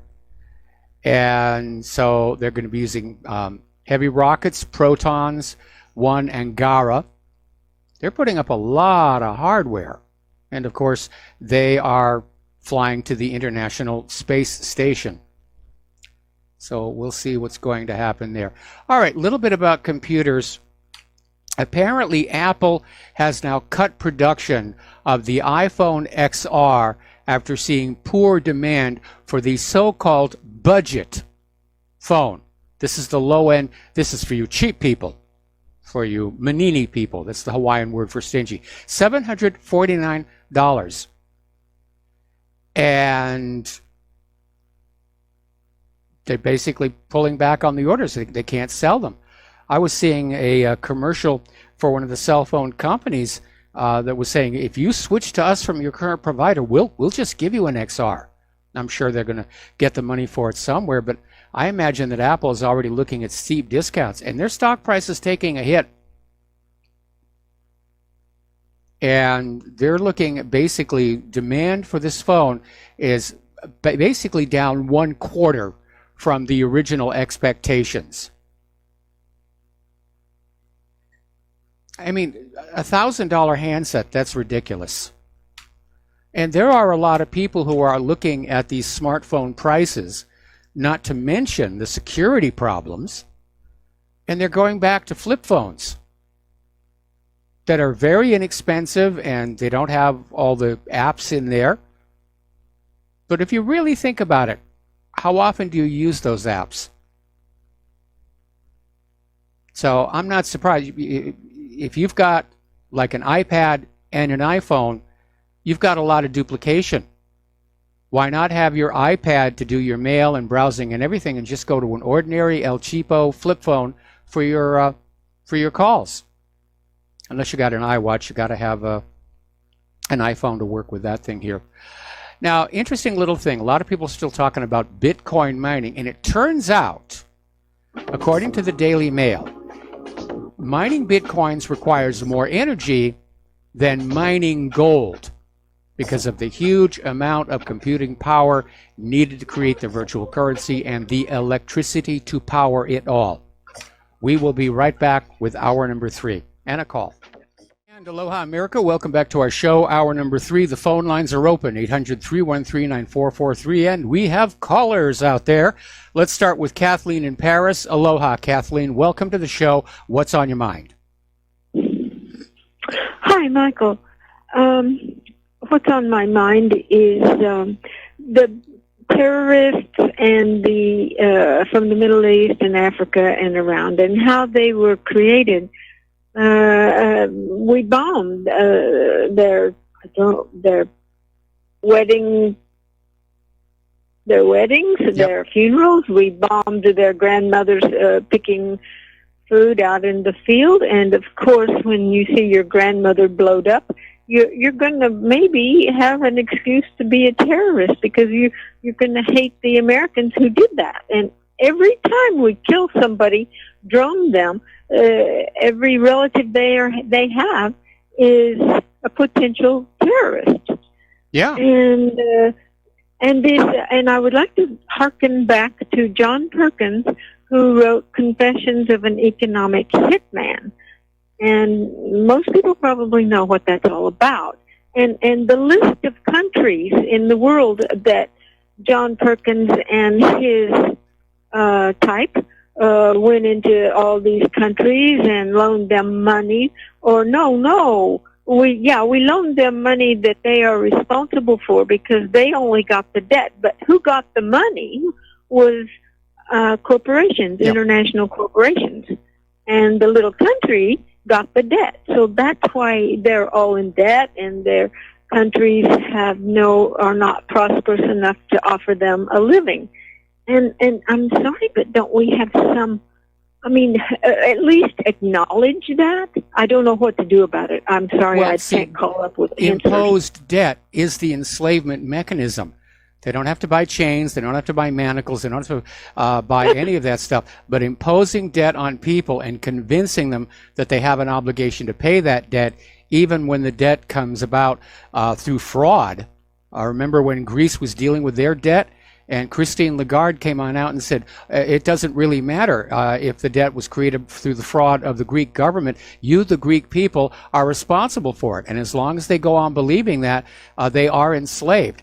And so in the 20th, 21st centuries, that debt, that private central banking debt, that is the enslavement mechanism. Yes, you're quite right. But and I guess what? If we just stop paying taxes and credit cards. I couldn't believe it. I was looking at some reports out of Italy because, you know, they've been hit by these humongous storms. Oh, yeah, they're having a tough time over there. The Italian government suggested to them that they could just stop paying taxes and their credit cards because of all that. The Italian government said that. They get a pass on their taxes and paying their credit cards. Now, I can just imagine America saying that. Yeah, I can really imagine America saying that as well. Yeah.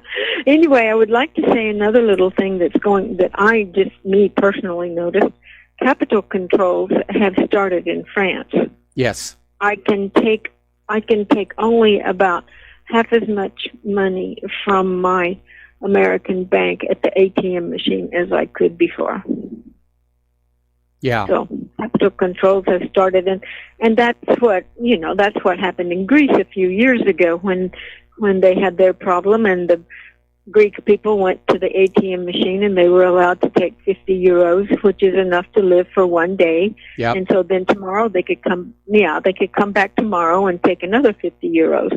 But you know, I'm just waiting. I mean, what I could take from my ATM has been cut in half, and so I'm waiting for it to be cut in half again. And I'm being charged bank fees on both ends now. So you're actually paying more money in service charges to get the same amount of cash you used to get out all at one time. Yeah. Right. So it started. The financial, you know, I don't know, you and me probably were both wondering what's going to come first, the financial collapse or a war. And I mean, if somebody would bet, if there was a place to bet, I would bet on the war. But yeah, I would tend to bet with you because our government, when they get into an economic mess like this, they do try and get out of it. With a major war, crash of 1917, World War I, crash of 1929, World War II, crash of 2008, and here we are on the brink. But we've got the internet now. A lot of us got our eyes open. I mean, a few years ago, before I started listening to you, and then was led to some other independent sites, before that, I was just like most people sleeping, you know. I hadn't had my red pill. I think my first one was either JFK murder or the bombing of the USS Liberty. But from there, I started going down the rabbit holes, and now I see, you know, we got no chance really unless we just stop paying taxes, stop paying our credit cards, realize that the debt is illegal that they're charging us, and stop it. But yeah, it has to be, like you said once before, it has to be all of us doing it once. Yeah, you know, I know people like Layla are out there saying we've all got to do something and we've got to organize and we've all got to move as one. I understand what you're feeling. I understand the frustration. I understand the anger. I mean, I've been doing this for just about a quarter of a century now. I've been doing talk radio for over 10 years now. And it is very frustrating and angering to see so many people suffering, while the elites are just getting richer and richer and just having the time of their life. But I don't want to be personally responsible for initiating something that gets a bunch of people killed.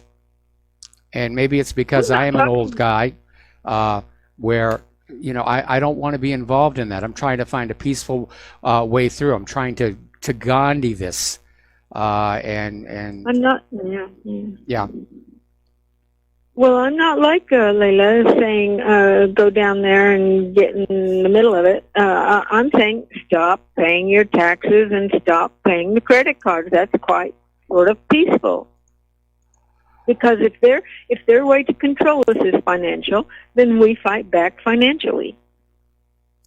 Well, a better way to do it is to try and pay off all the credit cards and your loans, because that reduces the available money supply. And they could get into some serious trouble that way. That's something most people don't understand. If there was no debt in this country, there would be no money, because what passes for money in this country is created out of thin air and loaned into circulation at interest. I thought you said it was impossible to pay it off. Because of the interest, no, you can't. But I was basically trying to simplify the situation a little bit. We lost this country 100 years ago when they created the Federal Reserve. That's when we were sold into the slavery of the very same banking system we fought the revolution to break free of, by a corrupted president and a corrupted Congress, and things have just gone downhill from there. Kathleen, I'm going to let you go. We got a bunch of callers on the line here. We're going to do a shout out now to our on-air affiliates who are just now rejoining the network. And let's see, Brendan in San Francisco, aloha. Welcome to the show. What's on your mind? All tax is theft.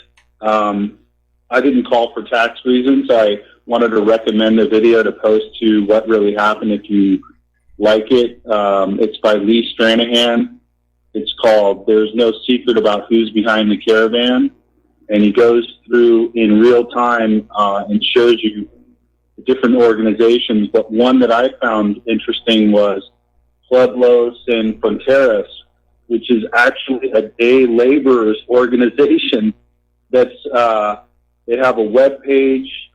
There's even a donate button on their website. It's pretty hilarious how organized they are. And they actually post photos from past caravans, like it's a picnic or something.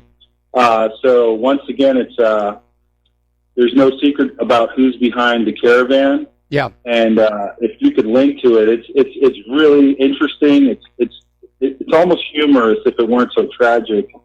And I'm hoping there's no false flag down there at the border so they can wave a bloody shirt. There may well be. One last thing on taxes. I just have to say this. If we want to take control back, we have to be able to determine where our tax dollars are spent. And I think that would be a first step in taking the reins back and simply say, I'm not funding it for Israel. Who really, when you say our government, I almost want you to have a caveat and say Israel's puppet government, because we know all our wars are benefiting Israel and the military-industrial complex. But yeah, where our tax dollars are spent could be a good first step. And I'll let you go on that note. Thank you. All right, thanks an awful lot. If you go back and you read the original Constitution and you look at how this country was set up, you begin to realize just how brilliant Thomas Jefferson was, because he crafted a government that was going to serve the people, protect their rights and their freedoms, and deliberately limit the rich and powerful from causing too much mischief. Unfortunately, over time, the money junkies and the power mad, the sociopaths, have chipped away at all of those to where what we have today is the exact form of government Thomas Jefferson and the rest of them wish to avoid. A very wealthy, very powerful oligarchy, and the American people having no more power and authority to change things. See, this whole charade we're going through today with the midterm election, this was supposed to be how we would rein in out-of-control government spending by refusing to vote certain people back into the Congress. But with all the election fraud and huge amounts of money pouring in from corporate interests, that Citizens United decision was one of the biggest disasters to befall the American people in history. All right, let's go back to the phones here. Sovereign Man, aloha, welcome to the show. What's on your mind? Hello, Mike. Can you hear me? We were talking about encouraging people to go back to flip phones. With the new advent of the 5G networks coming online this month, yes, it wouldn't be advantageous because these new flip phones are not going to be received by the new network. Well, why would you need it to? Well, the 5G is to give you the bandwidth to stream movies and TV shows to your smartphone. If you have a flip phone that's not doing it, then you can work on the older networks. Yeah, well, they're eventually going to be phased out. By the way, you do know what SMART stands for, right? Enlighten us. Satellite monitoring and remote tracking. It is an NSA wet dream. Well, I don't know if that's really where the name came from, but you're absolutely right. We're carrying around our own portable surveillance device. It's got cameras, microphone, GPS tracking, yeah.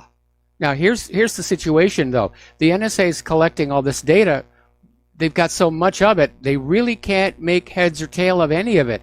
Have you seen the NSA actually find a real terrorist in all this data? No, it's not their that's not their objective. What is their objective? I mean, that's the excuse. That's their excuse, but that's not the objective. Well, it seems to me like a huge waste of time, energy, and money to keep watch on everybody. No. I mean, hang on. Give me a second. Give me a second. It seems like it's a typical government operation, huge waste of time and money, because the vast majority of the American people are law-abiding. They're not harming anybody. And you know something? Despite all this surveillance, we still have acts of terror taking place in this country, which means the system does not work. It's a boondoggle. It's probably a bigger boondoggle than the F-35. I beg to differ, Mike. I believe that the occupying force known as the United States Corporation out of the District of Columbia, the 10 miles square, is doing a very good job of what its objective is to do, and that is to enslave American population. We're already enslaved to the Federal Reserve. And yes, they're using these phones and so forth to collect marketing data on us, but we're already slaves. We're slaves to that Federal Reserve. We've been slaves to the Federal Reserve for 100 years now. Yeah, I don't know about this we thing. You know, it's not my government. I govern myself. I really don't need government. No, okay? Me neither. But, you know, I'm very well behaved without government. Yeah, I mean, the corporations known as states, I want emergency services when somebody, you know, hits another vehicle, you know, creates harm to another. I want, you know, people directing the traffic. I want people there to help, you know, help the people. You know, sometimes I'll even do it, you know, before the first responders show up and make me leave the scene. You know? Yeah, I've been through that myself. Yeah. But, you know, we got to do what our hearts lead us to do. I mean, and fight the good fight, you know, till the race is either ended or won. Well, you know, I'm like I said, I'm trying to find a Gandhi-esque way of resolving this issue. I'd like to avoid a world war, especially because Claire and I are out here in the middle of the Pacific, and if it comes to a shooting war with Russia and China, this island will get hit. Anyway, Sovereign Man, I'm going to let you go. Thanks for the phone call. We're going to switch over to Art off the grid. Aloha, Art. Welcome to the show. What's on your mind? Hey, Mike. Sitting here, watching 7 different video feeds, listening to you on talk radio and reading some documentation, all trying to follow this election thingy. And it's amazing if for people who can do this, it's amazing the different viewpoints you get from all the different outlets. But one of the things that I found really interesting was watching this little town hall of 21 people on a panel of just regular people living in, the townsfolk, not politicians. These were just average, everyday run-of-the-mill folks, 21 folks in the state of Arizona. And this was a very mixed group. There were some Hispanics, some blacks, some whites, some Asians, half of them Republican, half of them Democrat. So it was a very good mix of people. And it was amazing how, of all of these people, almost every one of them on the issue of this caravan thing and immigration, yep, almost every single one of them are on the same page, regardless of ethnic background, yeah, regardless of their political affiliations. But what I found really interesting was you have there were these Asian woman, a Latino woman, a couple other people from other countries who came here, admitted, we are legal. We came here legally. One woman said, it took me 10 years to become an American citizen. yes, And all of them were saying this whole thing with the caravan is an invasion. And so when the question was asked, how many of you are willing to just let these people come on in, only 2 people raised their hands, and both of these were black men. Now, I find this very interesting that the immigrants who came here legally are calling this an invasion, but black men who were born and raised here don't see a problem with this. I'm just stunned. Well, there have been quite a few cases where some of these journalists, TV people, are trying to interview Americans on this open borders issue, and they keep running into, you'll pardon the expression, a brick wall. Because the people who came here legally, they don't like being confused for the ones who are here illegally, and everybody recognizes the crime, the health problems, and the economic strain that this unchecked border crossing is causing. Anyway, Art, got to let you go, got to take a break for commercials, and we will be right back. Aloha, America. Welcome back to our show here, and finishing up with computers. Once again, there's another warning out there. This is coming from We Live Security. This is a blog run by IT firm ESET, and they discovered 29 apps available from the Google App Store for Android phones that were stealing banking details. Now, I know one of the big attractions of these smartphones is you can have all your banking stuff there, and you can pay by doing your smartphone, but it does set you up to be a victim. And Android security has never really been all that great. Apple is better, but it's not perfect. Google has now taken down these malicious apps, and they were things like power management apps, horoscope apps, and they were all infected by this Trojan malware that controls the app remotely. Now, this is all big business, where we've left behind the days of the script kiddies sitting in their parents' basement, coming up with stuff that's malicious. This is big business. Huge amounts of apps out there, huge amounts of computers controlling them. It's a big money-making operation. And apparently, almost 30,000 users downloaded these apps. And so you might want to check what's going on. And one of the big problems that has now emerged in the smartphones is if you get an infected app and then you delete it, it leaves behind the malware portion. And one of the things that I don't like about the opacity of the iPhone is you can't get in there and look for yourself and see what's going on. Now, when I first got an iPhone many, many years ago, I remember I was working on Lost, and I did go ahead and jailbreak it, and I was able to telnet into it, and I could see what was going on. But if you do jailbreak your iPhone, or whatever the equivalent is for the Android, you even open yourself up more wide to malware, because a lot of the stuff that floats around the jailbreaking sites is malware. Like I said, a lot of people are giving up the smartphones and going back to a flip phone. And you really should not be keeping your banking details on your smart device. You're just being set up to be victimized here. Now, we all have this image of the ascent of man. It's this very well-known graphic of pre-hominid monkeys, and then it goes to the next and the next, and Australopithecus, finally to Neanderthal and Cro-Magnon. And each one of these creatures is standing a little higher and a little more erect. Well, it turns out that's not accurate.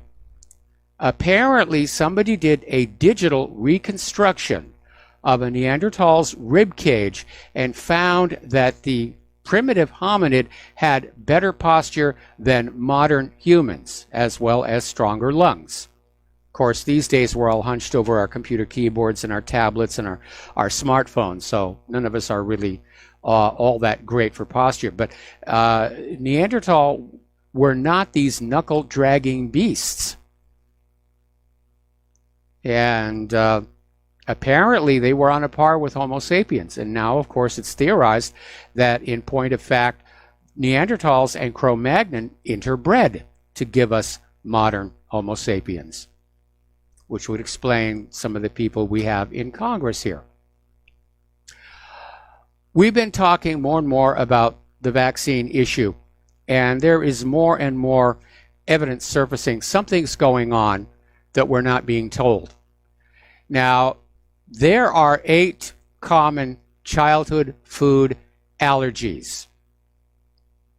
And these 8 allergies include peanuts, nuts, wheat, soy, milk, eggs, fish, and shellfish. And all of them are used as adjuvants in CDC recommended vaccines. I don't think that's a coincidence. I mean, you're being injected with alien proteins, foreign animal blood cells, aborted baby blood cells, known carcinogens, heavy metal toxins. It's almost like the plan is to make the kids chronically sick, and then there'll be a lifetime source of revenue for the pharmaceutical companies. Is our society really that cynical? Yeah. Wouldn't be the first time in history that doctors have been accused of starting illnesses in order to make a profit. So, I'm in favor of repealing all mandatory vaccines and allowing the parents to make that choice. And more importantly, to put the burden of proof of safety and efficacy back on the pharmaceutical industries. You don't get to just jab that needle in my kid until I know, as for a fact, it's safe. All right, we're going to take a break for commercials. We have a caller waiting on the line, and we will be right back. Aloha, America. Welcome back to our show here, and we are just a little bit less than half an hour away from when the first polls close. And apparently over in Orlando, Florida, at the New Life Church of God, hundreds of students have been waiting in line for hours. There's only one voting machine there, and because the polls are getting ready to close, the kids are being turned away. Now, remember, I think it was about 2 weeks ago, we reported on how millennials were surprising pollsters by leaning more toward the GOP. And by the way, I just reposted my article, How to Have an Honest Election. You might want to share it with your friends. Okay, let's go back to the phones. Mark in North Carolina. Aloha. Welcome to the show. What's on your mind? what you just said about, keeping financial information on the phone, or I don't do bank transactions on either my phone or my computer. I know better than that. But as far as I got a call today from somebody saying they're the IRS. Now I got this before from somebody like that too. Even if I got a text message, so I knew it was I was there. So I call up and say, IRS. This is okay. Good. How's the weather there in Pakistan? There, Mohammed. What's going on? Well, what you're talking about? We were with the IRS. I says, okay. So I asked him a few questions, and he hung up the phone. Right? Yep. I knew it was coming. But then I called the sheriff's department. Told them, look, I called them before when I got a call like this before. I says, look, I'm not stupid. I know who these people are. What a scam this is. The IRS doesn't just call you like that, And I recognize the voice being somebody from a foreign country, probably Pakistan or India, maybe. But a lot of people will get scammed, and they'll give them the information. They'll ask you for personal information and stuff like that. And these poor people will give it to them. I get other stuff too sometimes. They say, "Oh, you can lower your credit card." I don't even have a credit card anymore. I got rid of my credit card. So, or at least I have a zero balance on it. Yeah. So, and it's also somebody usually with a Pakistani type, foreign accent. So, when I call the sheriff's, well, there's nothing we can do. And then they give me the number to FTC, to call the FTC, Federal Trade Commission. Yeah. I call that, and I talk to some Indian, some woman, some, real dingbat, and she tells me, asks me all kinds of stupid questions. Look, I'm not making a complaint for me. I'm telling you, you need to investigate. I got the phone number and everything else. If you can get these people at this phone number, okay, that this is going on because somebody else is going to get suckered and might give thousands of dollars away to these clowns. They couldn't care less. This is one of the problems of this country. This is why, what's that lady's name? I think she's originally from Palestine. Layla. Yeah, Layla. What she said, we are headed towards a civil war if we keep this up. Yep. This can't go, keep going like this. Like you said, what's going on the border now, where they stopped illegal aliens, all this voting information. You can't keep, this can't keep on going like this, and the people aren't going to just stand for it. We are headed either, like you said, for World War III or for a civil war. Personally, I'll take the civil war over World War III. I mean, at least we probably won't nuke each other, Mm-hmm. I wouldn't put it past them. At least we will get it. That's what I'm saying. But I don't want something like that. But it's just about, pushing it. People are just frustrated. How can you have any confidence in the voting system and in this government when you know that your vote is treated like this? When the very symbol of a democracy, of a democratic republic, is just thrown out, thrown in the toilet. How are you gonna have any confidence in that? Can you tell me that, Mike? Well, you don't. I mean, I don't have any confidence in this government or the corporate media for that. But getting on back to the scam calls, it is a big problem. I actually get more scam calls than any other kind on my iPhone. And as a matter of fact, Claire and I were woken up this morning with this, because I have the iPhone next to the bed in case something important happens. And the call was obviously recorded.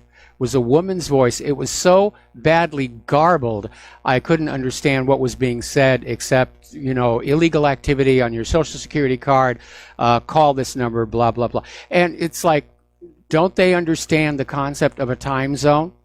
But if there is somebody that is supposed to be looking at getting this problem under control and they're not doing it, it's because somebody above them has been bribed to leave things just the way they are. And that is also a big part of the corruption in our federal government. Like I said, organized crime. Organized crime is behind a lot of this stuff here. And so they go on over to their pet Congress critter and say, I hear this legislation being proposed to ban spoofed ID calls. We're going to give you some money. You make sure that legislation doesn't go anywhere. And that's how it works. Yeah, it's what it is. They're fishing for a sucker. That's what they find it. Don't kid yourself. Yep. I just hope everybody in this, listening to you knows better. Okay, Don't give any kind of information. I don't care what they're asking for. Don't give them credit card information. Don't give them your address. Don't give them your jack. Okay, because these people are fishing. They're looking for something. They're looking for something to hang on. And get very insulting with them. That's what I do. I start, even if it's a woman, I'll start cursing at her or tell her where she can fix something or something like that, or a man, anything. I'll even get insulting if it sounds to me like a... I just hang up. I just hang up. I'm not going to waste my time on these people. Most of the scam calls I get are pre-recorded anyway, so there's nothing that you could say that they would hear. So the thing that really bothers me is there's no way to stop these calls from coming in, even if they're not spoofing the ID. There is no mechanism on the iPhone where you can block a caller. And I think it's a tremendous weakness, and I'm sure that Apple probably got some kind of a deal from the telemarketing companies to make sure that telemarketer calls could not be blocked. I mean, I keep signing up for that do not call list for telemarketers. It doesn't do any good. We're still getting flooded with the calls. Yeah, because all they have to do is put the call center in another country, and it's outside U.S. jurisdiction. Mm-hmm. And a lot of them, like I said, are criminals, and they're fishing. They're looking to get your information so they can steal your money and steal whatever else, or use your ID for some criminal purposes. Nothing good that they're up to. I just get it once in a while. I hit the one button just so I can curse them out.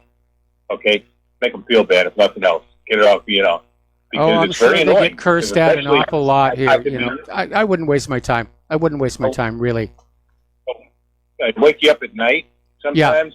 Yeah. Other times, like I use my iPhone as a radio, basically in the car, as on the Bluetooth. Yes. A lot of times I'm listening to you or calling you from there, and the thing is, they'll call and it interrupts everything, and I have to wind up doing everything again. And if you're driving, that becomes dangerous, Yes. By the way, I just want to ask you something too about that. About using the Bluetooth, are you blocking the radiation by using the Bluetooth rather than holding it in your ear? Generally, I've got the little earpieces, but these days I just kind of use my iWatch, which is on Bluetooth to the iPhone.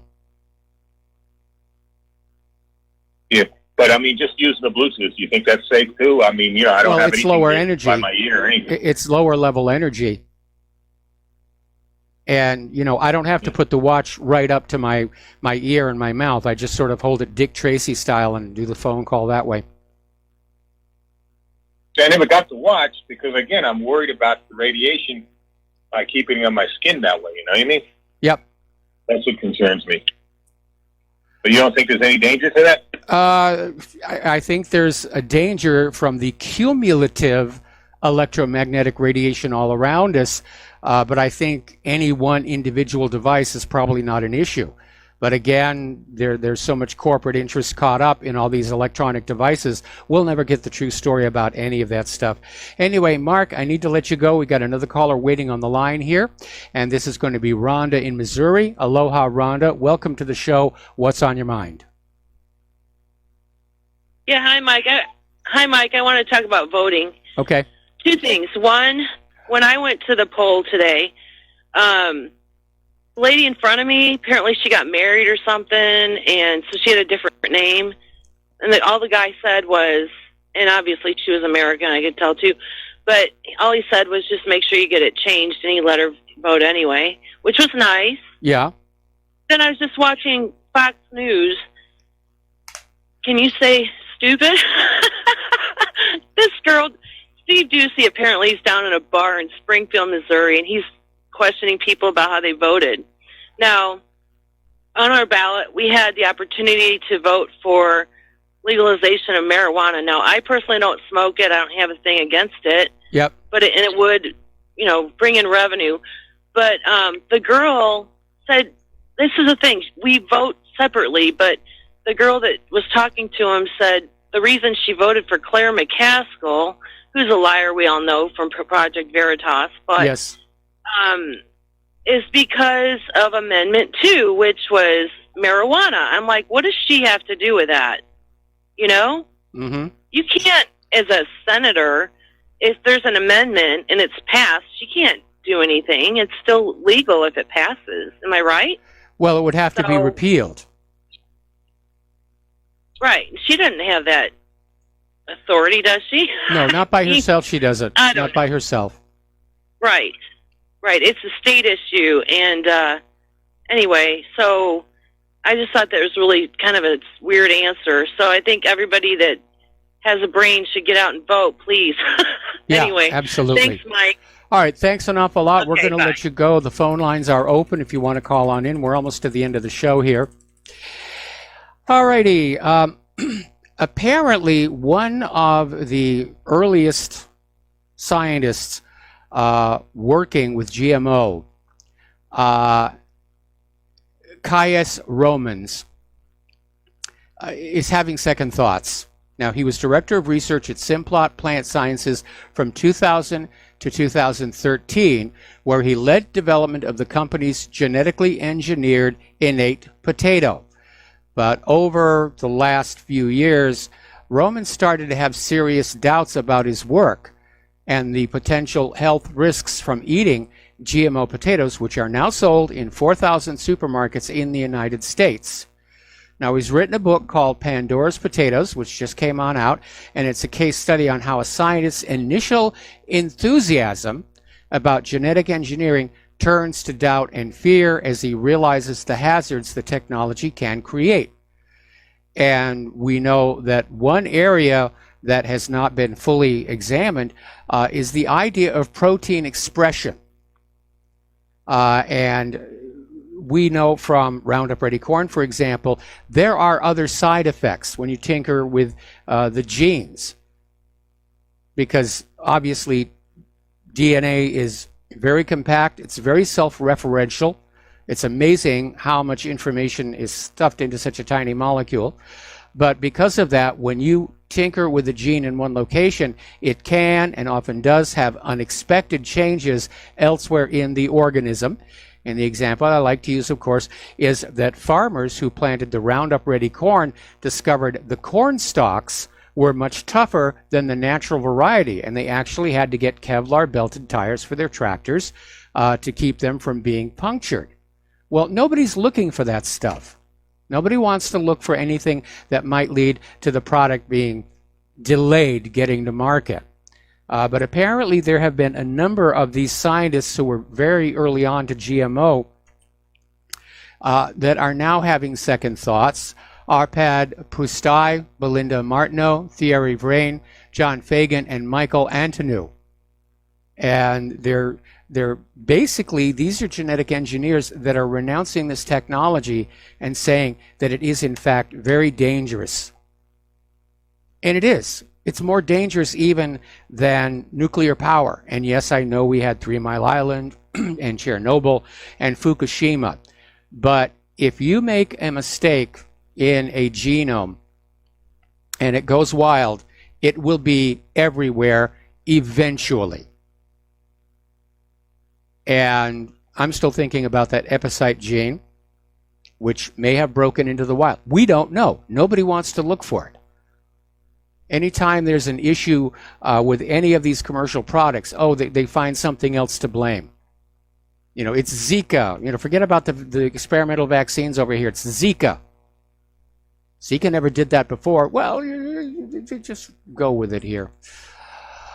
A lot of people are still concerned about this mysterious polio-like illness that's paralyzing people, and it appears to be surging. Now, they're calling it acute flaccid myelitis, but apparently a lot of doctors are saying these are all the same disease. They just keep renaming it to try and keep the lid on the fact that the polio vaccine isn't really working and may in fact be causing the illness. And there was a story that came on out from Natural Blaze showing how when the polio vaccine was first licensed all the way back in 1954, they came on out with this claim that 30,000 people were getting polio every year. And then the next year, it went away. It was eliminated by the vaccine. But this article is showing basically it was creative bookkeeping. that the number of polio cases did not really decline. They just cooked the books over there. Now, this next story, probably you're going to be very upset about this. There's a lady, Candace Gunderson. She's a holistic wellness coach, and she's fighting to have her 13-year-old son removed from forced chemotherapy treatment for acute leukemia after he was given a clean bill of health by doctors. Now, when her son was first diagnosed, Gunderson was told that if she refused chemotherapy treatment, Child Protective Services would take the son away, and the son would have the treatment anyway. So she signed the consent form. The boy had a serious adverse reaction, and she refused further outpatient treatments and pursued alternative care for him.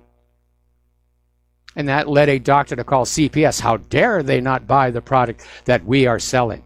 And the boy is going to be forced to go through treatment for 3 years, even though the cancer has now disappeared. It's all about the money. It's all about the money. Okay, we got to take a break for commercials. We got 2 callers waiting on the line, and we'll be right back after these few words. And aloha, America. Welcome back to our show. Last segment of our program today. We're going to try and fit 2 phone calls in there, starting with Rob in Illinois. Aloha, Rob. Welcome to the show. What's on your mind?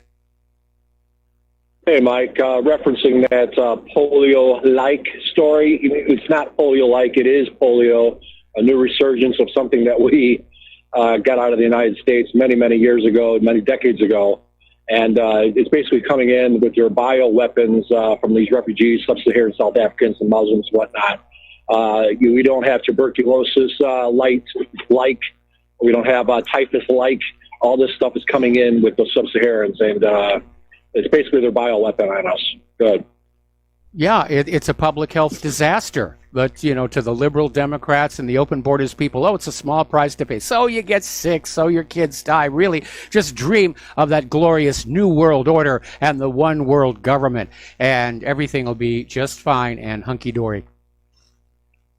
Well, this is all CDC controlled. The CDC is basically flying these in CDC planes in the middle of the night in all various places. Dr. Patty Doyle, she broadcasts with, she goes on as a guest at Rents, and she covers a lot of this stuff, and she, it's just amazing what they're doing. Remember a story some months back, how they were saying there's going to be a disease X. Yes, I remember that. Okay, so I think this, this is part of the plan. I don't know what the deal is, but this disease X is something that they're concocting either through their experiments with these people or just the amount of these people is just gonna morph into something that's we've never seen before, except for maybe the Black Plague. Well, it's, I mean, we know what the technology is capable of. We know that both the United States and Israel have been working on ethnically sensitive biological weapons for quite some time, where you spray a city with this stuff, and only people of certain ethnic groups get sick and die. So I don't know, with all this anti-white talk, makes me a little bit nervous to be white. Anyway, Rob, we're going to let you go because we're about out of time, and I want to give Robert in Sausalito a chance on the air. Robert, aloha, welcome to the show. What's on your mind? Robert, are you there? Robert in Sausalito? Going once, going twice. All right, I guess he hung up. And all right, so we're going to close the phone lines here because we're almost to the end of the show. Pipe bombs have been in the news lately, and I'm not talking about the plastic ones that didn't really work. The U.S. natural gas infrastructure is painfully old, and there are explosions occurring. They don't make the news.